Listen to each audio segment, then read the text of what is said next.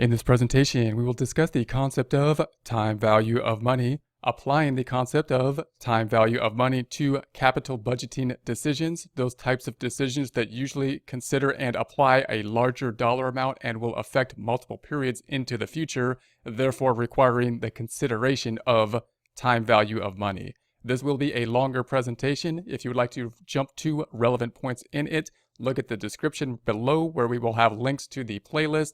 We'll have links to relevant points within this presentation and descriptions of what will be included within them. In this presentation, we will introduce the topic of capital budgeting. First, we'll start off with a definition, analyzing long-term investments to decide which assets to acquire and or sell.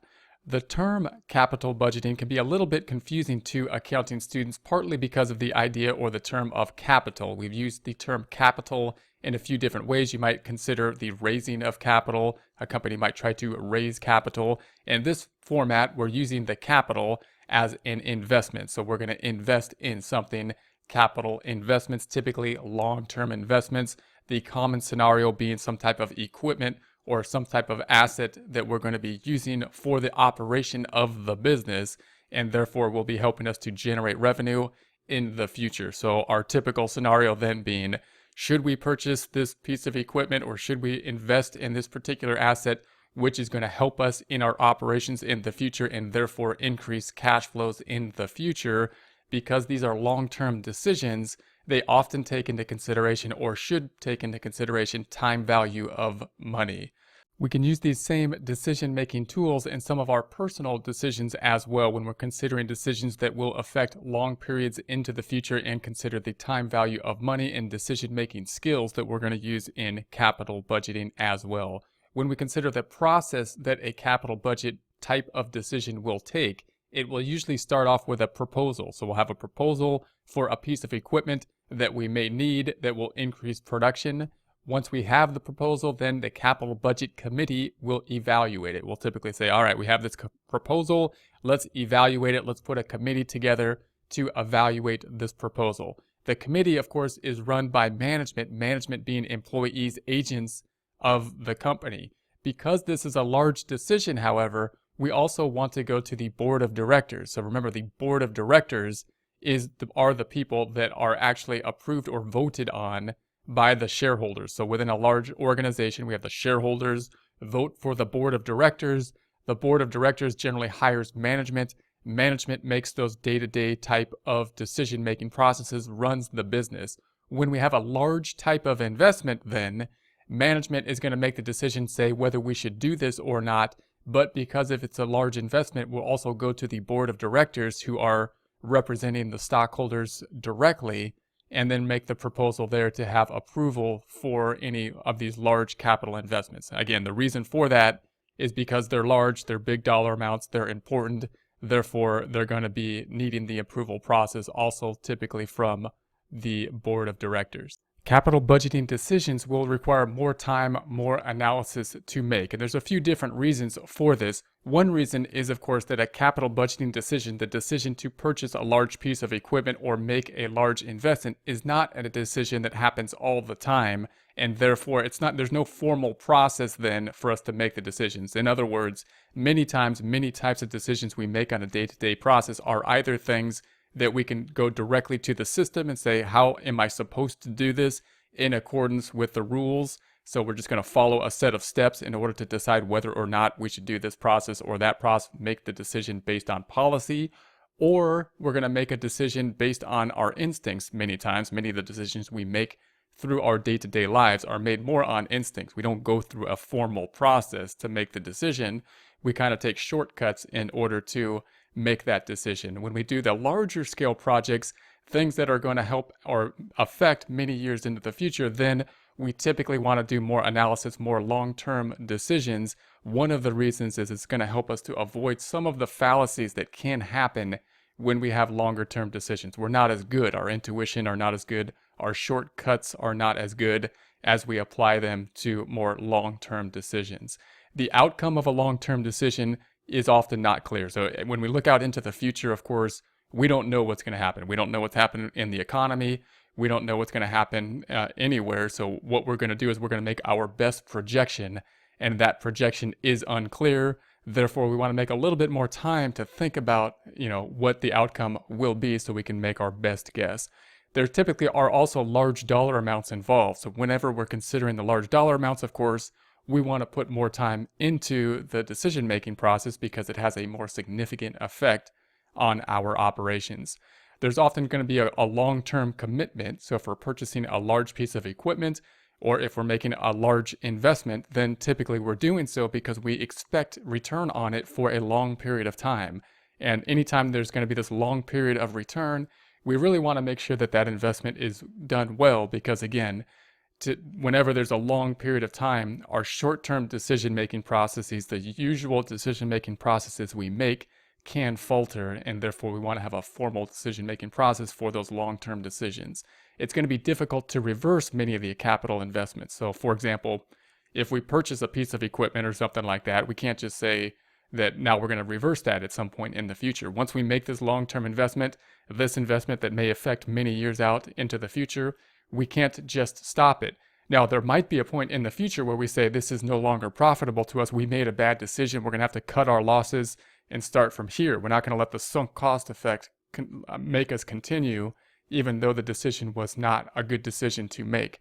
However, we can't reverse the large investment that we made, and therefore it's best for us to think about these decisions and go forward. And note, as we consider different managerial accounting types of decisions, there are some decisions where trial and error is the best thing to do. We go at it and we say, we're going to do our best. We're just going to keep on doing. We're going to fix things up and we're going to work with it. And every time we make an error, we'll fix it. No big deal. And we'll just learn from all our mistakes until we get the process down perfectly. When it comes to long-term decisions that are going to be one-term decisions that are going to affect a long-term into the future, we can't do that. That's when you have to take the standpoint and say, okay, I'm going to measure twice, cut once here, as they would say in carpentry or something like that. We can't keep on cutting the piece of wood to see if it fits the door frame. If we cut too much, then it's not going to fit, right? So in this kind of scenario, we can't do the trial and error type method. What we have to do is make our best guess, do the proper analysis, go through the formal steps, and then put it in place correctly the first time. So when we make these decisions, we got to note that there's a time and place for both kind of methods, kind of shooting at the target and seeing what happens and adjusting. And then under this kind of decision-making process, we gotta really kind of think about it, measure first, and take our best aim, take our best shot, because that one shot's basically all we have. Although the details of capital budgeting decisions will vary a great deal, will differ from company to company, and they'll be different every time we have a new one, they will typically follow a similar pattern that we can then get used to and expect with a capital budgeting decisions. For example, the first thing that's going to happen usually is there's going to be some type of cash outflow with the expectation that we will then have some type of cash inflow as a result. So the typical type of scenario is that we're going to have to pay cash to pick up something, possibly a piece of equipment, that is then going to help us to generate cash in the future.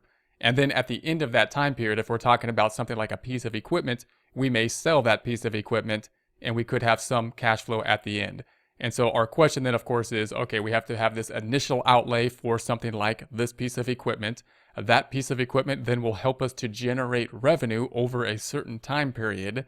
And then at the end of that time period, possibly we can sell that piece of equipment or at least scrap it and get some type of return after we're done using the equipment.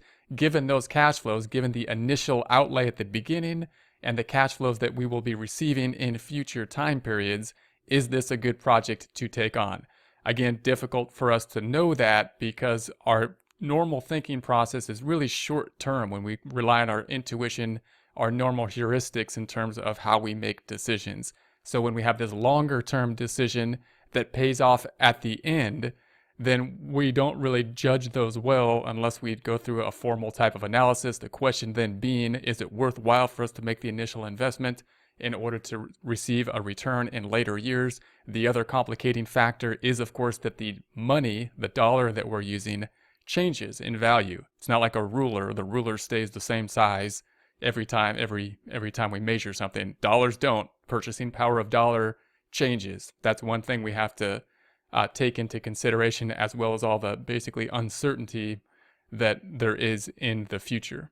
Uncertainty is going to lead to risk. We also want to take into consideration the next best opportunity. If we didn't invest in this truck, what else could we have done with it? So those are some of the factors we'll take a look at as we go through some examples with regard to capital investments. Hello, in this presentation we're going to look at capital investments and tools for making long-term capital investment type decisions, including the payback period, the accounting rate of return, and net present value. At the end of this, we will be able to list tools used to make long-term capital decisions, calculate the payback period, calculate the accounting rate of return, and calculate the net present value. So before we go into the actual calculations, just want to point out that two of these, the payback period and the accounting rate of return, are going to be quicker type calculations. So if we're thinking about a long-term project, I would call it like a back-of-the-envelope calculation, although this is kind of like the front of the envelope here, but you get the idea. It's kind of a quicker calculation that's not going to be as intensive, that we can do fairly quickly and then make some preliminary decisions on that.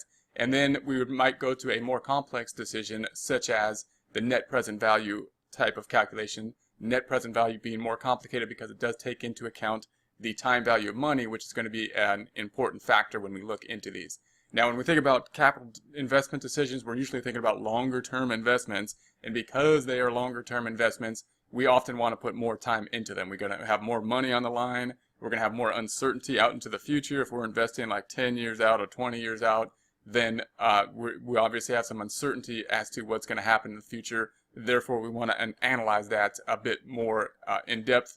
So that's the types of calculations that we will look at here. We're going to start off with the more back-of-the-envelope type of calculation. And in order to do that, we're going to need to get the cash flow here. So our data is going to be on the left-hand side. And we have Project A, Project B. These are the two projects that we are considering. Project A and B have the same investment, the $340,000. It's going to be a new machine. So the new machine for Project A is a 5-year machine, and for Project B it's for 4 years. So it's a 5-year investment versus a 4-year investment. And then we have the cash, the income and expenses related to the two projects being the sales of the 365 for A and 292,000 for B. Expenses being direct materials, direct labor. We have the overhead with depreciation included. We have the selling and admin expenses for a total expenses of the 311,560. So if we subtract those two out, we have the net income for Project A of 53,440, and for Project B we have the 34,752. So that's our data. So first of all, for the payback period, we want to know not the net income, but the cash flow. So when we think about these capital investments, oftentimes the question that we'll have is, well, when are we going to get our cash investment back? So we want to think about cash flow, not necessarily the net income. And there's one thing in this calculation that is income related. So we're going to take the net income, which is the 53,440 and the 34,752. We're going to pull out the non-cash depreciation. So within this overhead calculation, we have depreciation in there. Now, we didn't break it out in the data here, so we're going to assume it's straight line, and therefore we're going to have the equipment cost of the 340,000 divided by the number of years, the life, which is 5 for Project A and 4 for Project B. If we divide that out, then we're going to say that the annual depreciation for Project A, 68,000, annual depreciation Project B, 85,000. These are going to be included in the expenses here within overhead, reducing net income. However, they are not cash related. Therefore, if we just want to think about the cash flows for the payback period calculation, we need to pull that out. So we're going to say the expected net cash flow per year is going to be the net income, but we're going to add back in that 68,000 for Project A, giving us the 121,440 cash flow annually.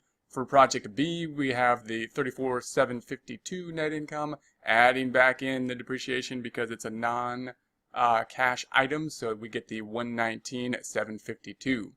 Now we're going to use this information, the cash flow, the annual cash flow, to do our quick back-of-the-envelope calculation for the payback period. So the payback period will just be the cost of the investment. In this case, $340,000, both jobs, Project A and Project B. And then we're going to say the annual net cash flow, what we're going to get in terms of cash annually, being what we just calculated at the 121,440 for project A and the 119,752 for project B. And if we just divide that out, we're going to say project A will pay for itself in 2.8 years, and project B will pay for itself in 2.84 years. So you can see once we have the cash flow, this is a pretty quick calculation, and it's one of those calculations that gives good information, but it's not all that inclusive at the same time. We can say if we were to be pitching these two projects, we could say, well, yeah, it's a 5-year project, a 4-year project, it'll pay for itself, we'll get our return on the cash within 3 years, right, in 2.8 and 2.84 years in these particular projects. So obviously we would generally want to get the cash faster. That doesn't necessarily mean it's a better project or not, depending on, because there are other factors in terms of what's going to be the return on the cash, and that's what's not included here. But given just this calculation, of course, we would rather get our money back sooner than later, and that's kind of like the worst case scenario what we're calculating here. It's like, well, we'll put the investment down, it's a lot of money, it's $340,000. We should have the return of that investment within the 3-year time frame. What does it not give to us? It doesn't give to us what the net income is, because that's obviously why we're investing the $340,000. We want to know what the return is. We're not doing it to get our money back, we're doing it to make money. So it's good. The safe thing is that we're getting the money back within this time period, but how much are we going to earn from this investment? That's what we want to get. So everything after that 2.8 and 2.84 will be revenue. Everything up to that is basically recovering the initial investment. The other thing it doesn't take into consideration is time value of money. So we have two different lengths of job here, 5 years and 4 years, and different payoffs here. So the question is, the time value of money becomes a factor when we're thinking into the future as well. So we're going to do our other quick kind of calculation. So, and once we do these, we'll go into the more in-depth calculation. This one being the accounting rate of return. Similar type of calculation, but this time we're going to take the net income rather than the cash flows. So accounting rate of return, we got the net income, that's the 54,440 here, and for project B, the 34,752, and we're gonna divide the annual average investment, divide by the annual average investment. So in order to do that, we're going to take the investment, 340,000, that's how much we're putting in, and we're going to divide, in this case, we're going to divide by 2. Now, why are we going to divide by 2? Because we're basically saying, what's the annual investment or the average throughout the life of the project? So if we had the machinery, we would say we invested the 340. If in day 1 it was worth 340,000, after 5 years, we're assuming it's worth 0 if there's no salvage value. And after 4 years, in the case of project B, it's worth 0. So if we take the average, then would be the 340,000 at the beginning, plus what it's worth at the end, which we're assuming is 0, and then adding those up, which is just 340,000, and then dividing by 2, that would be the average. So we're taking the average over the entire life. Now notice that's a kind of a big assumption, because we could, that's assuming kind of like a straight line method. If we were assuming some double declining method, we think that it should be accelerated in the depreciation, then we can have a more complex kind of calculation in determining the annual average investment. But again, this is kind of like a back of the envelope calculation. So we might do more of a quick calculation here, and then if we decide to move forward, we'll probably go to the net present value type calculation, where we'll take into account more detail, including time value of money.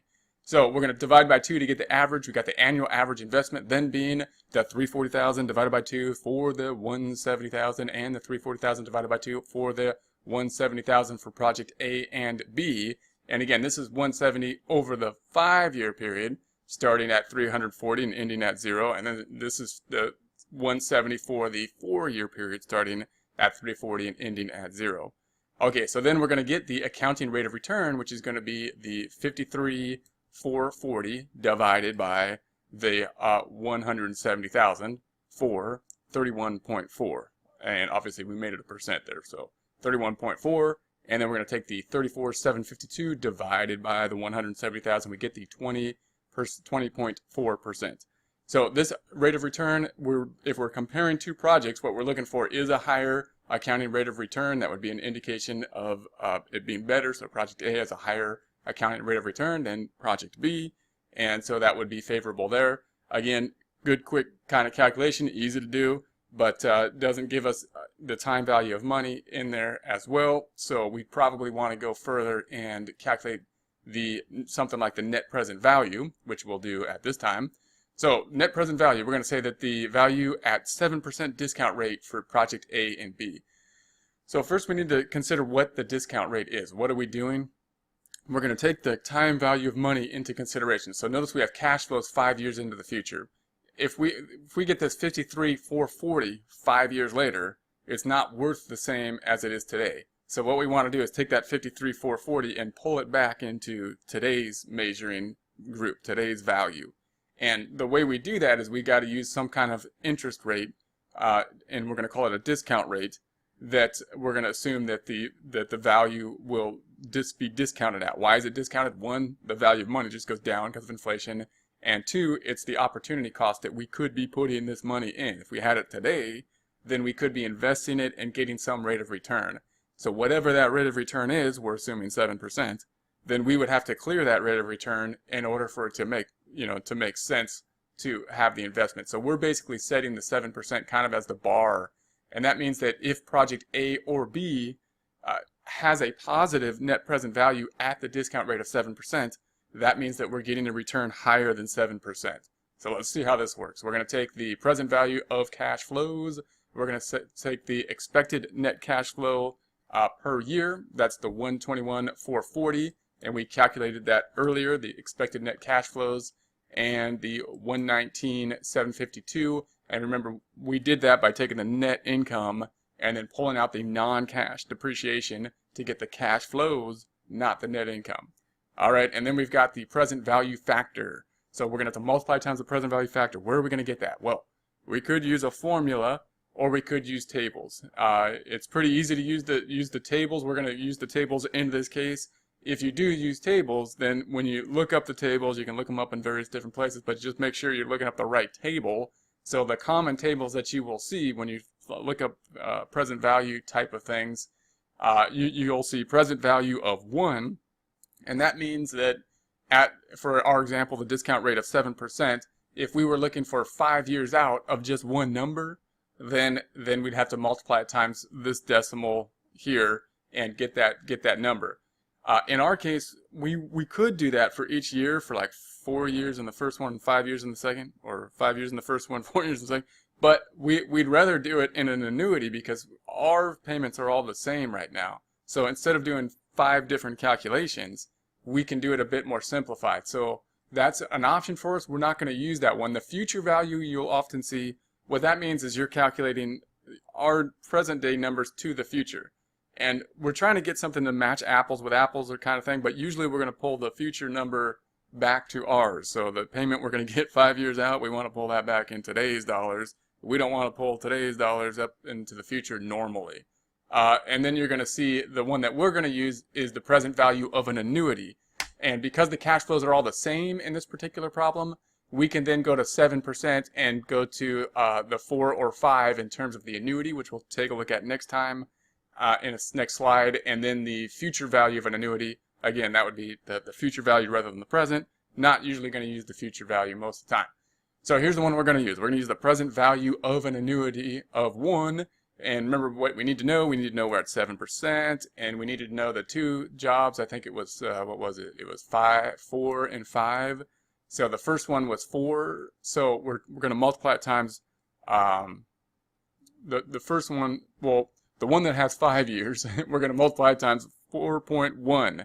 So note that if we took the cash flow and we said we're going to have an even cash flow over 5 years, you would think we would just take that cash flow and multiply times 5, and that would be the cash flow over the 5 years. But if we discount it, we're going to have to multiply it times something less than 5. That's what we're looking at the table for. So this 4.1 is less than 5 years because we have to value it at something less. So if we had the same cash flow that we were going to get every year for 4 years, you would think we just take that money times 4, and that would give us, the cash flow. But the present value cash flow needs to be multiplied times something less than 4, in this case 3.3872, in order to discount it for the 7%.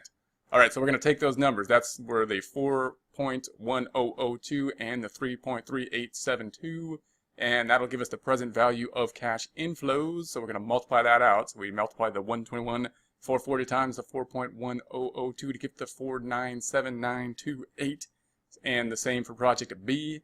And then we're going to take that and compare it to the present value of cash outflows. And we don't need to do anything special with that. That's just the 340 that we spent at the beginning. Why is it just the 340 and we don't need to do something special? Because we did that at the beginning of the job. So obviously it's at that point in time. We don't need to pull it back. It's not like we got it in the future. If we did have cash outflows that went out through the project, then we'd have to do the same kind of thing. We'd have to look up the outflows and say, what's the present value of the outflows?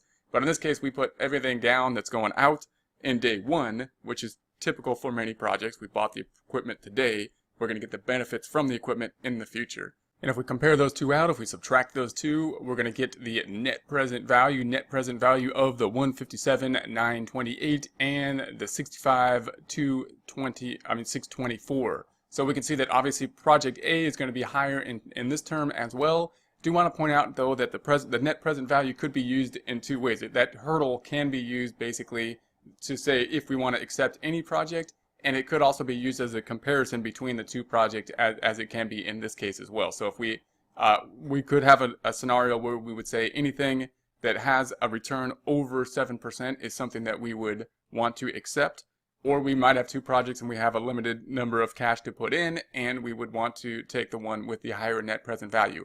Note that when we think about the net present value, anything that was positive means that we got a return of 7%. So if we were talking about one project and we're saying, hey, we only want to invest in something if we're going to get a 7% return or higher, then if we did this calculation, even if it just came to $1 on the net present value here, that would mean that we got a return of 7%. That's what this factor is saying. That would mean we got a return of 7%. This means we got a return of 7% and something extra here. Now, note that something extra can be compared between project A and project B, but we don't know exactly what the return is. We know the return was greater than 7%. And so in order for us to kind of figure out what exactly the rate of return was, we could kind of estimate, we could bump up the rate of return to 8% and whatnot and get this as close to 0 as we wanted, or we can use some other methods in order to actually try to figure out what that actual rate of return is. That's going to be the internal rate of return. In this presentation, we want to introduce the concept of present value. The first image we want to have in mind when considering the concept of present value is to have two time frames, two time periods in which we have the same dollar amount. So if we have the same dollar amount given to us either now or at some point in the future, which would we rather have? Typically, most people, if we're asked this question, would we rather have our dollar today or our $100 today, or we would rather have it in the future, would say we would rather have it now and want my $100 now. If we were to ask why you'd rather have the $100 now than in the future, you might give some reasons such as, well, I want to use it now. I have things that I want to buy now. I have costs that I want to pay for with that $100 at this point in time. You might also get some answers such as, well, the future is a little bit risky. How do I know you're going to give me $100 at some future point in time? The bottom line is that the $100 today is worth more to us than the $100 that we may get at some future point in time. We could then ask the question, well, how much would we have to give at some future point in time for these two amounts to be equal, for us to value the $100 today equally to the amount that we would receive at some point in the future? In order for these two amounts to be equal to us in value, the future dollar amount, if we were to receive money in the future, would have to be higher than the current dollar amount. In other words, for us to make the decision to accept future money as opposed to today's money, we would expect that the future money is going to have to be higher. It's going to have some higher dollar amount. So that's the first kind of image we want to think of when considering the present value of money. We typically think that the present value of the money is going to be worth more, is higher than the future value. So if we have the same $100 today, same $100 at a future time, today's $100 will be worth more. If we want even amounts to us, the future value will have to be a higher dollar amount in order to be worth the present value to us. There are a few reasons for that. One is just the fact that the value of the dollar will go down. So the value of the dollar will decrease over time. That's due to inflation. Inflation is generally between 1 and 5%. So we can purchase less stuff with those dollars. That's one item that will decrease the value. The other is that there is usually some risk, and or if we had the money today, we could invest that money someplace else and get an investment or a return on it. And therefore the value would be greater today because we could use that money to either generate more money or get value from it by spending it. So if we had it today, then whether we spend it or not, it would be doing something for us. It would be working for us in some way. And that would be another factor that would increase the value today as opposed to a future value. For us to think about this numerically, then we would have to think about some type of interest rate we would apply. This is going to be the formula that we'll think about with regards to present value. So when we think about present value formulas, we're thinking about a future value out here. We have a future dollar amount that we want to bring back to present values. This is going to be important for capital projects because typically we're going to talk about outflows or inflows that will happen in the future. We're going to get money in the future, let's say, and we need to bring it back to today's dollars so that we can measure them as of today's dollars. So we're going to get future outlays. We're going to have to measure them in today's dollars. So whatever the cash flow that we get 5 years from now, if we bring it back to today's dollars, is going to be worth less as we compare them to today's dollars and compare our investment to the cash flow. So here is our formula. P equals F over 1 plus I to the N. We're not going to spend a whole lot of time working a lot of problems with the formula because in practice and in schools, we often use other methods such as annuity tables or Excel to calculate these formulas. So if you're in a class, you may want to ask, are we going to need to know what the formula is and calculate with the formulas, or are we going to be using tables? We'll take a look at these different ways to calculate the present value for a few different reasons. One is that you want to be able to see them in these different formats, know that they're not going to be different animals altogether. They're not different things. They're all the same thing. They're just different formats to calculate it. When we go to the annuities, again, most schools don't require you to calculate the annuity with the formula, but give you other types of calculations so you can put your mind to other types of things, such as the concept of capital budgeting.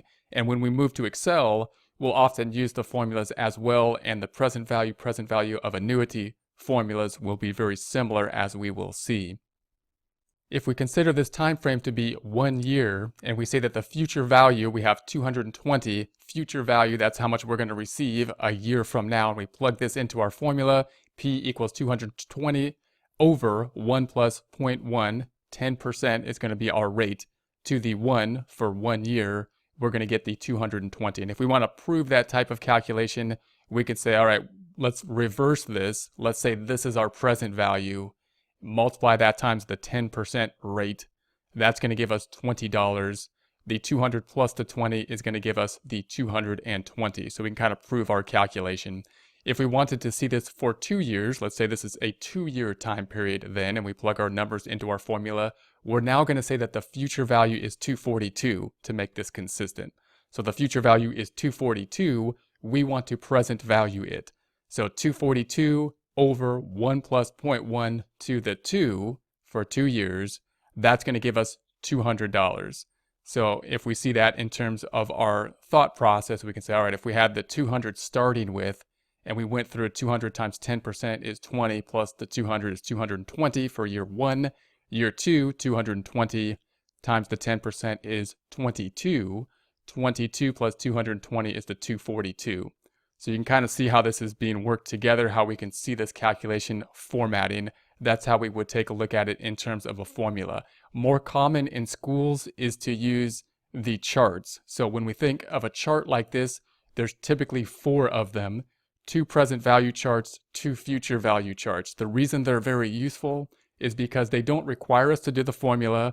Most of the financial accounting and managerial accounting is more concerned with our decision-making process than the math involved in the formula. And when we go to annuities, the math, like we say, gets a little bit more complicated. It's easier to use the charts, and it's going to be more the way we're going to be doing it in practice typically. You can also use a calculator that's very simple and therefore don't need any complex calculator that could do other things on a test that possibly schools don't want. Therefore, we use charts instead of calculators and instead of Excel in school. Obviously, in practice, Excel is probably the best way to go, and we'll take a look at that in an example shortly. So the chart, remember there's 4 of them. You want the present value charts. We're currently looking at the present value of 1. So one number in the future, we're pulling back to the present value as opposed to a series, an annuity. So if you have a series of payments, that would be an annuity. The other way you can think about it is, of course, that these need to be, you could see they're all less than 1. So, and that would make sense because, of course, if we're pulling a future value number into the present, it's going to have to be less than the future value. So we're going to multiply times something less than 1. The rates will be up top. The periods on the side, on the left side, we're looking at 10%, and we're looking at 2 years. So 10 and 2 years. Now, these periods could be in years. They could be in something other than years. Just note that the years need to coincide with the same rate. So in other words, we usually think of the rates in terms of years. If we were thinking about a monthly rate, we might have to take the rate divided by 12 so that we get the periods and the rate will line up together. So now we've got the 0.8264. So the 0.8264, if we take the 242 times 0.8264, that's going to give us our 200. That's typically the format that we will use in many test questions. Normally, the question will be asking us for the present value when we're considering a present value calculation, but it's possible for us to have this formula and be looking for something other than the present value. So normally, we'll be solving for present value, but we could be solving for the interest rate. So if they give us, in other words, the present value, and they give us the future value, and then we might solve for the missing factor in that case, which would be the interest rate. Or it's possible that we might be solving for the number of periods. So they could give us all the other data, and we would need to solve for the number of periods. To do that, we could use a formula to do that. It's possible to do that with tables, and we'll show a function to do that within Excel as well. So Excel is the third way and the best way to really look at this same type of data. So we've looked at it in terms of a formula, we've looked at it in terms of tables. Now, Excel is usually the way that we'll see it in practice, and we really want to know within Excel the present value and the future value formulas. So we'll take our same data up top. We have the periods 2, the future value 242, so we're imagining we're going to get 242 2 years in the future. What's the present value at a rate, discount rate, the 10%? Given that data, we could go into Excel, we can go into the Formulas tab, we can go into the Function Library, the Function Library group, and then we can insert function. Insert function is where we can search for different functions. So if we type into this field, we want present value, we're looking for the PV. And after a while, you should get used to just present value, PV. That's what we're going to use. You're going to see it in references all the time because that's often the shorthand, present value PV. So that's the formula we want. If we select that, then we're going to have a formula dialog box, which will help us to process this formula. So the rate is the first item we need. It's going to be B4. It's in cell B4. So B4 is 10%.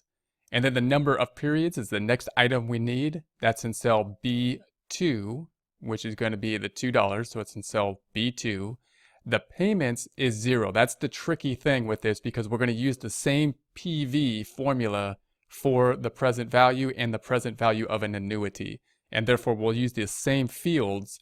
The payment means annuity payments, and there are none because we're not making systematic annuity payments. We'll take a look at annuity payments in the future. Therefore, that's 0. And this one, notice how it's not bolded, because it's not used in every function. This one is going to be what we use in the present value of one function, which is in cell B3. B3 is the amount of the 242. So that's what we're going to have. It actually gives us the answer. It's going to be 200, so we can see the answer down below. And then once we enter this into the field, we'll get our answer. And this is the way we would see it if we wanted to just type it in as a function, which once you do it a few times is pretty nice to do. It's a little bit quicker. I'm going to say equals, and we say negative because it'll flip the sign. If we don't put a negative, it'll come out as a negative number. If we want to make it a positive number, we could put a negative before it. PV, brackets, and then notice this little dialog box down here that helps us to work through it. So when we're on B4, it's going to say that's the rate. We're looking for the rate. And so we're going to say, all right, B4 is the rate. So that's up here, B4, 10%. And then when we say comma, that just means the next function, which is in PER, that's this item. It says we need that, that's the number of periods. So it's 2. So 2 is in B2, so that's in B2, number of periods, comma, to the next function. And then we have the 0 because we manually entered the 0 because, again, that's an annuity payment. This isn't an annuity. This is present value of 1, comma. And then we have the future value, meaning this is the amount that we're going to get in the future that we need to present value. So there's the 242. That's picked up in cell B3, the 242. And so that's going to give us, if we hit enter, that'll give us our function, which will be the 200. Now, we also want to show this other information that will be the goal seek. Remember, we said that it's possible that we have all the data except for the interest rate or all the data except for the number of periods. And then if we have all the factors except one, we could just solve for that missing factor. We could do it with the formulas. In practice, it's nice to know the major formulas, which is going to be the present value and the future value. And then we could use a tool called goal seek. Instead of memorizing 3 formulas for every possible unknown in these functions, we can use the one formula, present value, future value, and then use goal seek if we need to solve for any other item. And that's one method that you can go through this, and that will simplify at least the amount of things that you have to memorize when you think about these types of problems. So how would that work? Well, if we had this data, let's say we had the periods, we had the amount, and then we don't know the rate. Let's say we know what the present value is, but we don't know what the rate is. So this is the one factor we don't have. We could plug that into the formula and then solve for the missing factor. Or we can basically tell Excel, I'm just going to guess a rate here. I'm going to put whatever the rate is here. And then I'm going to put our formula. This is going to be the PV formula here. And then we'll just tell Excel using goal seek, and I'm just going to explain it here, and you can go to the practice example problems where we'll actually do this in Excel. You can use goal seek and say, hey, goal seek, Excel, I would like you to change this cell to be what the answer is, 200, by adjusting the rate. And because there's a formula in here that takes into account the rate, it will then figure out what the difference should be. In other words, it'll test whatever this cell needs to be in order to make this cell what we told it to be, 200. And it'll basically work that problem out. So that's one way we can basically solve any other factor, any missing variable, using only one function, one equation within Excel. And we could do that here too. Like if we don't know the number of periods, but I know the amount, I know the rate, and I know this is 200, then I can say, well, let's use the present value formula. I'm not just going to type 200 in here and then look for a formula up top because I don't know the formula for the number of periods. I don't want to know another formula. I just want to use the present value formula to figure out the number of periods. Well, I know this is 200. I'm going to put in the formula for present value here. And then I'm going to use goal seek and say, hey, Excel, would you fill in, make this 200 by changing this cell. Do whatever you got to do to that cell to make it 200. And it'll obviously pick 2 years in this cell in order to make that 200. So that's going to be one useful tool. The reason we want to go over this, and again, you could take more detail on that in the example problem where we actually show this within Excel, is that by doing that, you can memorize basically one formula. The present value function, this function, this box, present value, the PV, will be used for the present value of an annuity, and then you can also use that same formula to solve for the interest rate or the number of periods without having to learn multiple different formulas and functions with the use of goal seek. It's also very useful in many other areas. In this presentation, we will take a look at the present value of a single sum using months as the period as opposed to years as the period. This is going to be our information up top. We have the number of periods, which will be 5. This time, however, in terms of months rather than years as those 5 periods. We have the amount, 10,000. We have the rate, 12%. Few ways we can do these types of problems. One's with the formula, another's with the tables, another's with Excel. We're going to take a look at Excel and the tables here. You'll note the table to the right We see the rate up top, we see the periods to the left-hand side, neither of them showing what type of period. In other words, are we talking years? Are we talking month? What are we talking about? Well, as long as we use the same item for both the rate and the period, we should be good. We want to use months, and therefore the periods are what they are. They're going to be 3 months. We need to then change the rates to coincide with the months. That means we're going to take the 12% and divide it by 12 to get the monthly rate. And remember, whenever you see a rate, typically, unless it's stated otherwise, it means a yearly rate. That's the default that we talk about. And that's going to give us usually our rates that kind of look reasonable types of rates. If we talk about a monthly rate, we get very small rates. We start getting decimal rates and whatnot. So therefore, we typically default to a yearly rate. If we want to know the monthly rate, then we have to take that, divide it by 12. Also note that we don't see this too often in book problems, because if they're forcing us to use the tables, then they don't want us to have something that's going to be uneven, because then we can't use tables. So therefore, in practice, this happens more often. Excel, it doesn't matter if we have an uneven percentage, that's okay. So just note that in a book problem, that's why you don't see it as much, although it might be there in practice that we need to have periods that are going to be less than a year. So we'll take the 12 divided by 12, that gives us 1%. 1% being the percent, 3, or we're at 5 being the periods, and that's going to give us this 0.9515. So we'll have our 10,000 as the amount, multiplying that times 0.9515. That gives us the present value 9515.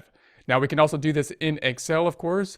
Excel, if we have our present value function, same present value function, only difference now being we'll take the rate, which is going to be in B4, that 12%, and then we will divide that by 12, the number of months in a year. And that's going to give us the 0.01 or 1%. Then in the number of periods, that's going to be B2, which is 5 periods. So that'll give us the 5. And then the payment amount is 0 because we're not talking about an annuity. We're present valuing a single sum. So the payment is 0, and then the future value, B3. So we're in B3. That's the future value, the 10,000. That'll give us our result here. It being shown in a negative. It's not even as well. That's okay. It's in a negative. Excel will then round it to whatever we decide to round it to. In this case, a whole number, 9515. Now we can also type that out, of course, within Excel in this format, equals negative. And I put a negative in front of the P in order to flip the sign, just to make it a positive resulting number. And that'll give us the rate. So the rate is B4 in B4. And then we'll divide that by 12, the number of periods, comma, the next function, number of periods, B2. So then within B2, 5 periods, comma, and then we'll have the payment, which is 0. There is no payment here. And then comma, and finally, we have in B3 is going to be the future value. So we want to take the future value, the one sum, which is the future value, as opposed to payments, which we would use in the annuity. In this presentation, we will consider the concept of future value. When considering future value, we want to keep the same picture in mind we had with present value. Obviously, these two terms are somewhat related. Present value, future value, that picture being if we had $100 today or $100 sometime in the future, which would we prefer? Typically the $100 today. The idea being that the money that we get today is worth more to us than the money in the future, and therefore if we were to equate these in terms of value, the future dollars amount would have to be higher than the present dollar amount in order for these two values to be equivalent. That could be due to the value of the dollar going down due to inflation, or to what we could do with the dollar, purchase, get value in this point in time, or invest, increasing the value of the money. For practical purposes, we often think of the future value calculation in terms of investments. In other words, if we had $100 today, what would it be valued at in the future in terms of future value dollars if we were to get some type of return on it? In other words, if we had the $100 today and we were to invest that $100, how much would it be in the future? Note that when we're in the future and we count the amount of money, we're in the future dollar amount. We're at future dollar values. and therefore it's often useful to think about the future value in terms of application, usually with regards to some type of investment. We have money now. At what rate will it be to get some amount of money in the future? That amount of money in the future is in future dollars. Here's the formula for future value. We'll go through a few different scenarios in terms of how to calculate the future value. We have the formula, we have the tables, we have Excel. We want to know about all of them, even if we prefer one of the methods, so that we know that if we see any of the other methods, we're not talking about a different thing. This isn't a different animal. It's just a different way to approach the same thing, so that when we see that different approach, we then can apply it. We can use our own approach. We can see how things are working. Formula being F equals P times 1 plus I, or interest rate, to the N, or the number of periods. For example, if we consider our time frame to be 1 year, so we have $200 here, what's it going to be in 1 year, or what's the future value at a rate of 10%? F equals, or future value equals, the 200 times 1 plus 0.1 to the N, or 220. We can also consider the calculation in this format. If we start off with $200 and we say times 10%, 200 times the 10%, it's going to give us $20. The 200 plus the 20 will give us to that 220 at the end of this time period at the future value. Now, if we think this is a 2-year time period, then we would have the $200 we are starting with times 1 plus 0.1 to the 2, and that will come out to F, or future value, 242. So if we started with $200, 2 years later, we've got the 242. Their value, the 242, is valued at future value. And again, what does that mean? It means it's actually, if we were thinking about an investment, we would consider we actually have $242 2 years from now. That's in future value terms. Those are in future value terms, not in present value terms.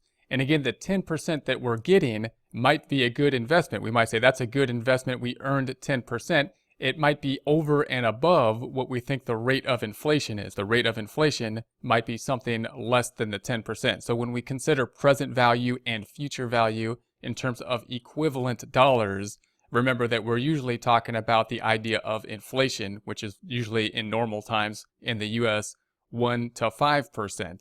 If we're thinking about the investment purposes, often take into consideration opportunity cost, what would be a good investment, then we're considering the rate of return on the investment. So this 242 that we're considering out here, if we're considering this 10% then to be an investment type return, is what we would actually have in future value terms. If we want to compare it to what we had at the beginning, we may need to present value it in terms of purchasing power, which might be at a rate of, say, 5% or 3% in terms of purchasing power. So the types of terminology that we use with the future value and the interest rate can be a little bit confusing when we start to consider the types of investments or the types of ways we use the future value formula. Now we can do our calculation just to double check this. That we started off and we left off last time at 200 times 10%, $20. That's 220 for year 2. If we start at 220 times 10%, that gives us $22. 220 plus $22 is the 242. So that's another way we could think about how we get from the starting point to the future value 2 years later, the 242. The other way we can calculate this, other than a formula, is with the use of tables. The tables will often be used in test type questions at schools because it allows us not to have to use the formulas, and it allows us to not use complicated calculators that maybe institutions don't want during test time. And therefore, the tables work well and are close to practice. In practice, of course, we probably would use Excel, I think, is the best format to use in practice. So remember, there's usually 4 tables. If you're considering future value, you can eliminate the 2 present value tables. You look at the 2 future values. Are we thinking about future value of 1 or an annuity? And here we're thinking about the future value of 1 because we don't have a series of payments. We have the interest rates on the top. We have the number of periods on the left. The periods could be years. They could be months. Typically, we're thinking about years, but the periods don't necessarily have to be years. They need to, however, coincide with the interest rate. So we usually see the interest rate or whatever rate we're using at the yearly rate. So if you're talking about a monthly rate, then and you want to coincide with the number of periods that are months, you'll have to take that yearly rate and divide it by 12. So in our case, 10%, We have 2 years, that's 1.21, 1.21. So if we see our calculation, we have the 200 starting at, we have the 1.21 from our table. That gives us our 242. That's the second way that we can calculate it, often used in testing situations. In practice, we will typically use Excel.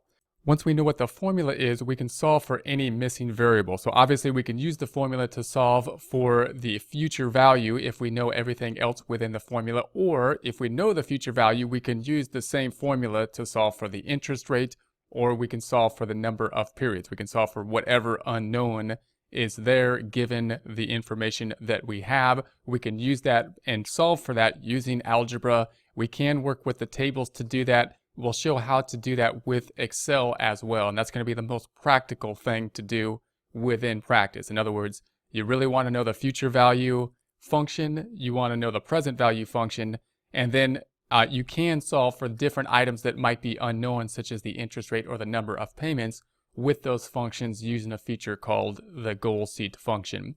So first we'll go through the process in Excel. This is the third way that we've looked at. We looked at the formulas, we looked at tables. Now we'll look at Excel, the most practical format in real life. In practice, gives us a lot more options, a lot more flexibility to work with these types of equations.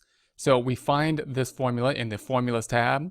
We've got the function library group, and then we're going to go to the insert function. This is going to be the way that we can search for functions, and it's going to give us a dialog box that we can enter into that's helpful oftentimes when we're getting used to it.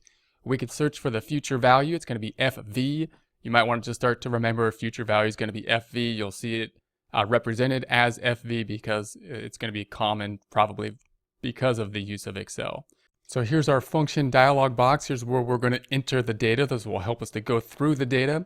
We'll start off with the rate up top. So the rate up top is in B4. So we have cell B4, and that's going to be the 10% or 0.1. It'll give you basically what is in that cell over here. And then we have the number of periods. That's in cell B2. So in cell B2, we have 2. And cell B2 gives us 2. The number of payments is 0. That's the tricky piece. This is 0. But this is nice because note that the future value formula, the FV formula function, will be the same for the annuity. It will be the same for the payment, single payment of 1.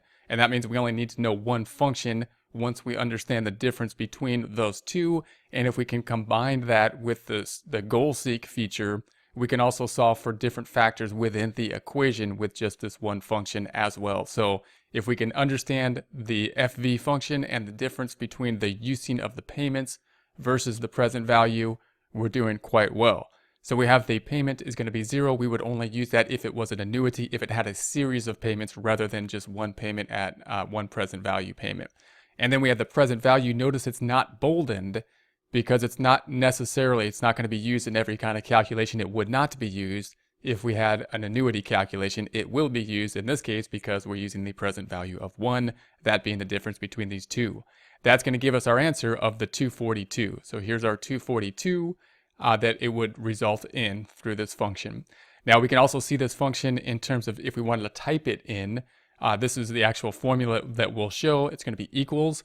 I usually put a negative before the FV or else it'll give a negative number as a response. The negative before it will flip the sign to a positive. FV brackets. Then we're just going to follow our little dialog box down here. So it says rate. Rate is going to be here. That's picked up in B4. So B4 is the rate. Comma just means that it's going to go to the next function, which is the NPR and PER, which is the number of periods. It's in B2. So that's going to be B2, which is 2 periods, and then comma, and that's going to give us our next function, which is the payments, which is 0 because it's not an annuity. So we just put in 0 manually, then comma, and the next item is going to be PV or present value, B3. So that's in B3 or the 200, and that's what it would look like in terms of just the formula view of this. Now also note that we can figure out if we have this formula, this function, this form, f equals p times 1 plus I to the n, we could solve for f if we know everything else. But if we have everything but the interest rate, then of course we can solve algebraically for the interest rate. Or if we have everything plus the number of periods, we could solve for the number of periods. We could do this algebraically, but we can also do it with Excel. And the way we do it with Excel is we can use this goal seek feature. So the goal seek is going to be over here in the what if analysis, and then you would go to goal seek, and it's under the data. So data, what if analysis, goal seek. And if you want a more detailed example of this, we'll have demonstrations within Excel. But the idea then being that we can only know, or we only have to know then, the future value function, and we then can solve for anything that's an unknown here. So if the only unknown is this item or the number of payments, we can use the same function and not learn 3 different functions, use the same one. We can use goal seek to figure out the unknown variable. So we won't go into the detail within the PowerPoint. So if you want more detail, some examples of that, we'll have example problems that will actually be in Excel. Just note what we want to do here, of course, is to basically memorize the minimum amount that we need to get what we need to get done.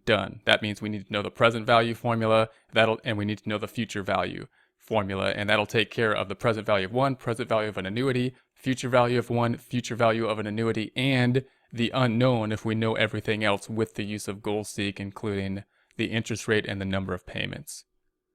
In this presentation, we will take a look at future value with the use of months rather than years as the period. This is going to be our information up top. We have the periods 5, this time in terms of months rather than in terms of years. The amount 10,000, the rate 12%. 3 ways we can do this. We can do this with formulas. We can do this with the tables. We can do this with Excel. We're going to be taking a look at the tables and Excel in this example. If we look at the table to the right, we have the rate and we have the period. Rate up top, the periods to the left. The main point here is that we don't see the rate per period. In other words, what are we talking about? Months, years, or whatnot? What's going to be the period that we are using? Not given in the table. We can use the tables as long as we use the same period in terms of the rates and the number of periods. The periods we can't change on the table. It is what it is. It's going to be 5 periods. The rate we can change. So the rate we change by saying, hey, this is 12%.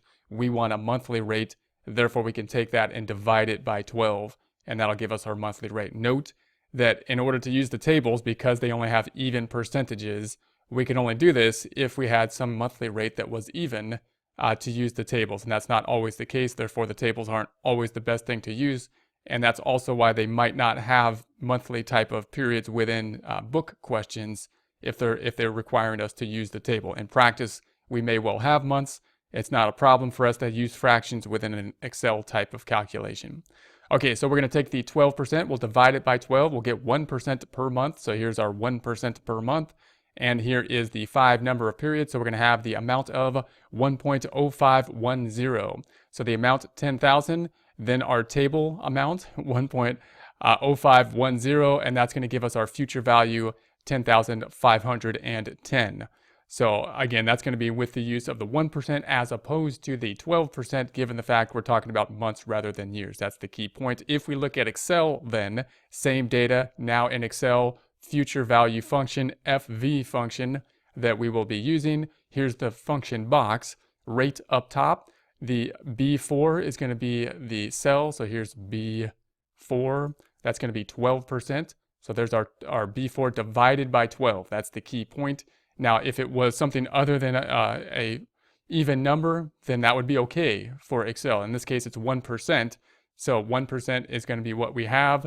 Then we're going to have the number of periods is B2, 5. Those two coincide, 5 months monthly rate. And then we have the payment is going to be 0, this not being an annuity, but a single sum. Present value then B3. B3 being the 10,000 result is negative 10,510. And then, of course, if we show that in Excel, it's going to be recorded. If we want to flip the sign, we can put a negative in front of the future value. That's how I would do it. And that'll give you a positive number. In essence, taking in the balance, multiplying it times -1. And then so here we have the future value brackets, the rate, if we want to type it in this way, which we can, of course, type it in this way as well. The rate being in B4, so within B4, we have the 12%, taking that, dividing it by 12.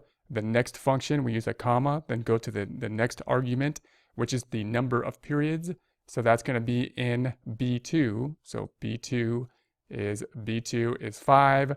and then we say comma, go to the next argument, the number of the payment. That's going to be 0 because this is not an annuity. We're talking about a single sum. And then the next argument in B3 is going to be the present value. That's in B3. That's the 10,000. In this presentation, we will take a look at present value and future value and the relationship between them.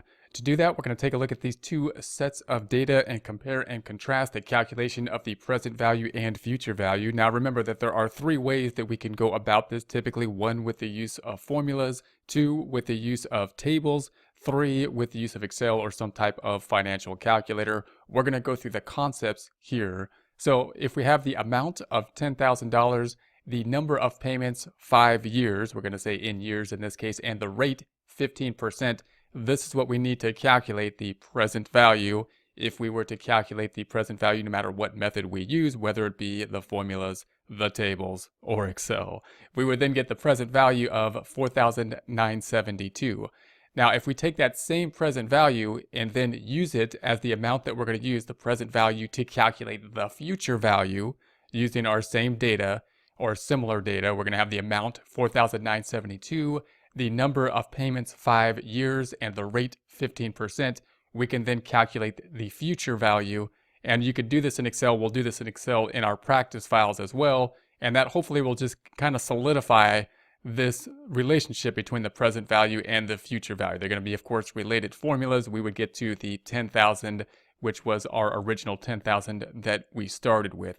Another way you might want to consider going through this data just to solidify the relationship between present value and future value is going through the calculation starting at the place of year 0, which is going to be the 4,972, the present value, and then get to year 5 through our calculation year by year. So if we take the rate then of 115, this is kind of shortcutting it because of course we're taking the 15% and then we're taking 0.15 plus 1, 115%, 100% plus 15%. So you could calculate it such as 4,972 times 0.15, and then you would get 748, and then add to that the 4,972, and you get the 5,717, or, and this is rounded, 5,718, or you can just take the 1,972 times the 100% plus the 15%, or the 1.15, 150%,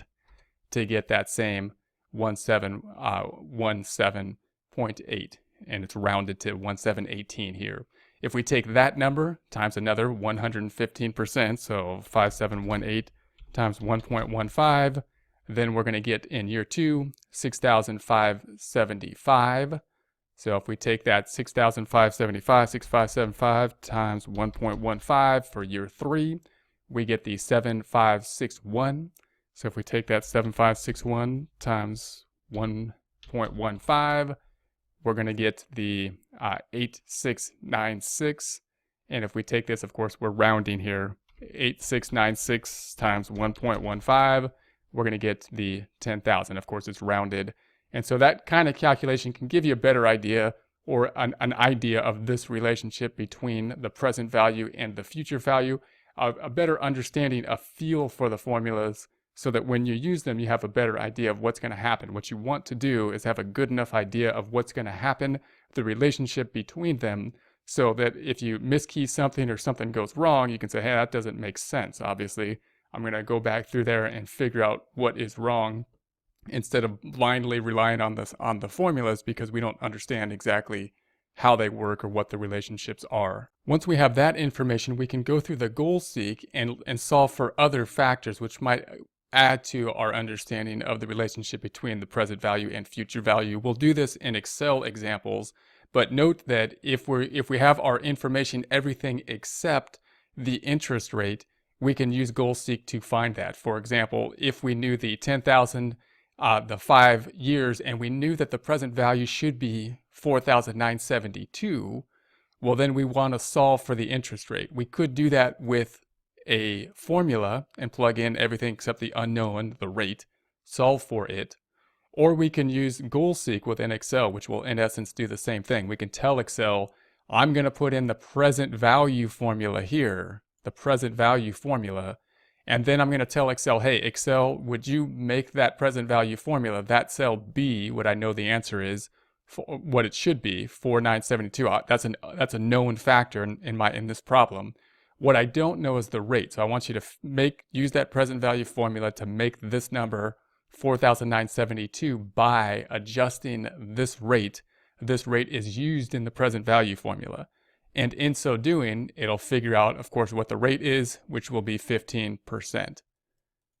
And if we did that same kind of analysis down here with the future value, if I knew the amount, the present value, if I knew the number of payments, and then the future value we know is 10,000, we can say, hey, I'm going to put in the future value formula here. Let's put in the future value formula, and then tell Excel, hey, I want you to make this future value formula equal this 10,000 by changing the rate. I want you to change the rate until this is going to be 10,000. And again, if we do that, it'll fix the rate or change the rate to the 15% using a similar method.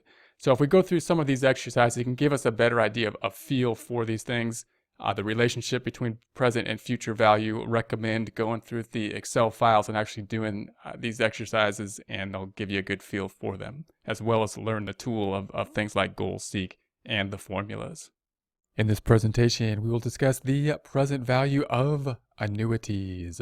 When discussing present value in general, we said we want to picture, and we still want to picture when considering present value of an annuity, the idea of having two time frames, now and in the future, and the choice as to whether we would rather have the money now, $100 today, versus $100 in the future. And we know that we would typically rather have the $100 today. In other words, today's value is typically worth more. If we had the money now, it would be worth more than the same dollar amount in the future. Or thought differently, if we want to have the same value to us today and in the future, the dollar amount we have today will be less than the future dollar amount. In other words, we would need to be given more money in the future to be equivalent to the less money that we would get in today's dollars. That's going to be the kind of concept, the central concept with present value and future value that we want to have in our mind. Now we want to differentiate the present value of a single sum. If we were going to present value just one number, taking a future value and bringing it back to the present value terms versus the present value of an annuity. An annuity means we're going to have a series of payments. We're going to have a series of payments, and that's going to constitute an annuity. Now, if we're considering an annuity like these $100, they would have to be an even series of payments. So if we have an even series of payments over an even interval, like yearly type of payments, then we can use an annuity formula, which is in essence just a variation on the present value type of formula. So we could do one of two things if we had an annuity in this fashion in order to present value it. One, we can use the old method we have and use and basically present value each year out. So if this represented 3 years of $100, we can present value each one of these years and then add them together using our present value formulas. Or we can use another technique, which would be an annuity calculation, and use an annuity formula in order to get to our calculation. So in other words, if we took our present value formula, we can basically add together these three payments and say we have the present value of period 1, period 2, and period 3, and add those together. So in essence, we're saying if we're going to get $100 a year from now, 2 years from now, 3 years from now, we're just going to apply the present value to each of those years, bringing all of those years back to the current dollar amount, the present value, and that's going to be one format that we can use to calculate this. And this is going to be useful with capital budgeting, capital projects, because we're going to have cash flows out into the future, and we're going to want to pull them back into the same basic dollar amount, the same time frame, today's dollars, the time at which we're going to make the decision. So in this example, if the rate was 10% and we had the $100, then we can add this into our formula, the 100 over 1 plus 0.1 to the 1, 100 over 1 plus 0.1 to the 2, 100 over 1 plus 0.1 to the 3, and we get to the present value of 248.69. So that's going to be kind of around what we should expect, because note that if we have the cash flow of 100 times 3, you would expect it to be 300 if there were no time value of money involved. If these are the 3 payments and we want to bring them back to the current time period, and we want to measure them in today's dollars, then you would expect it to be something under the $300 amount.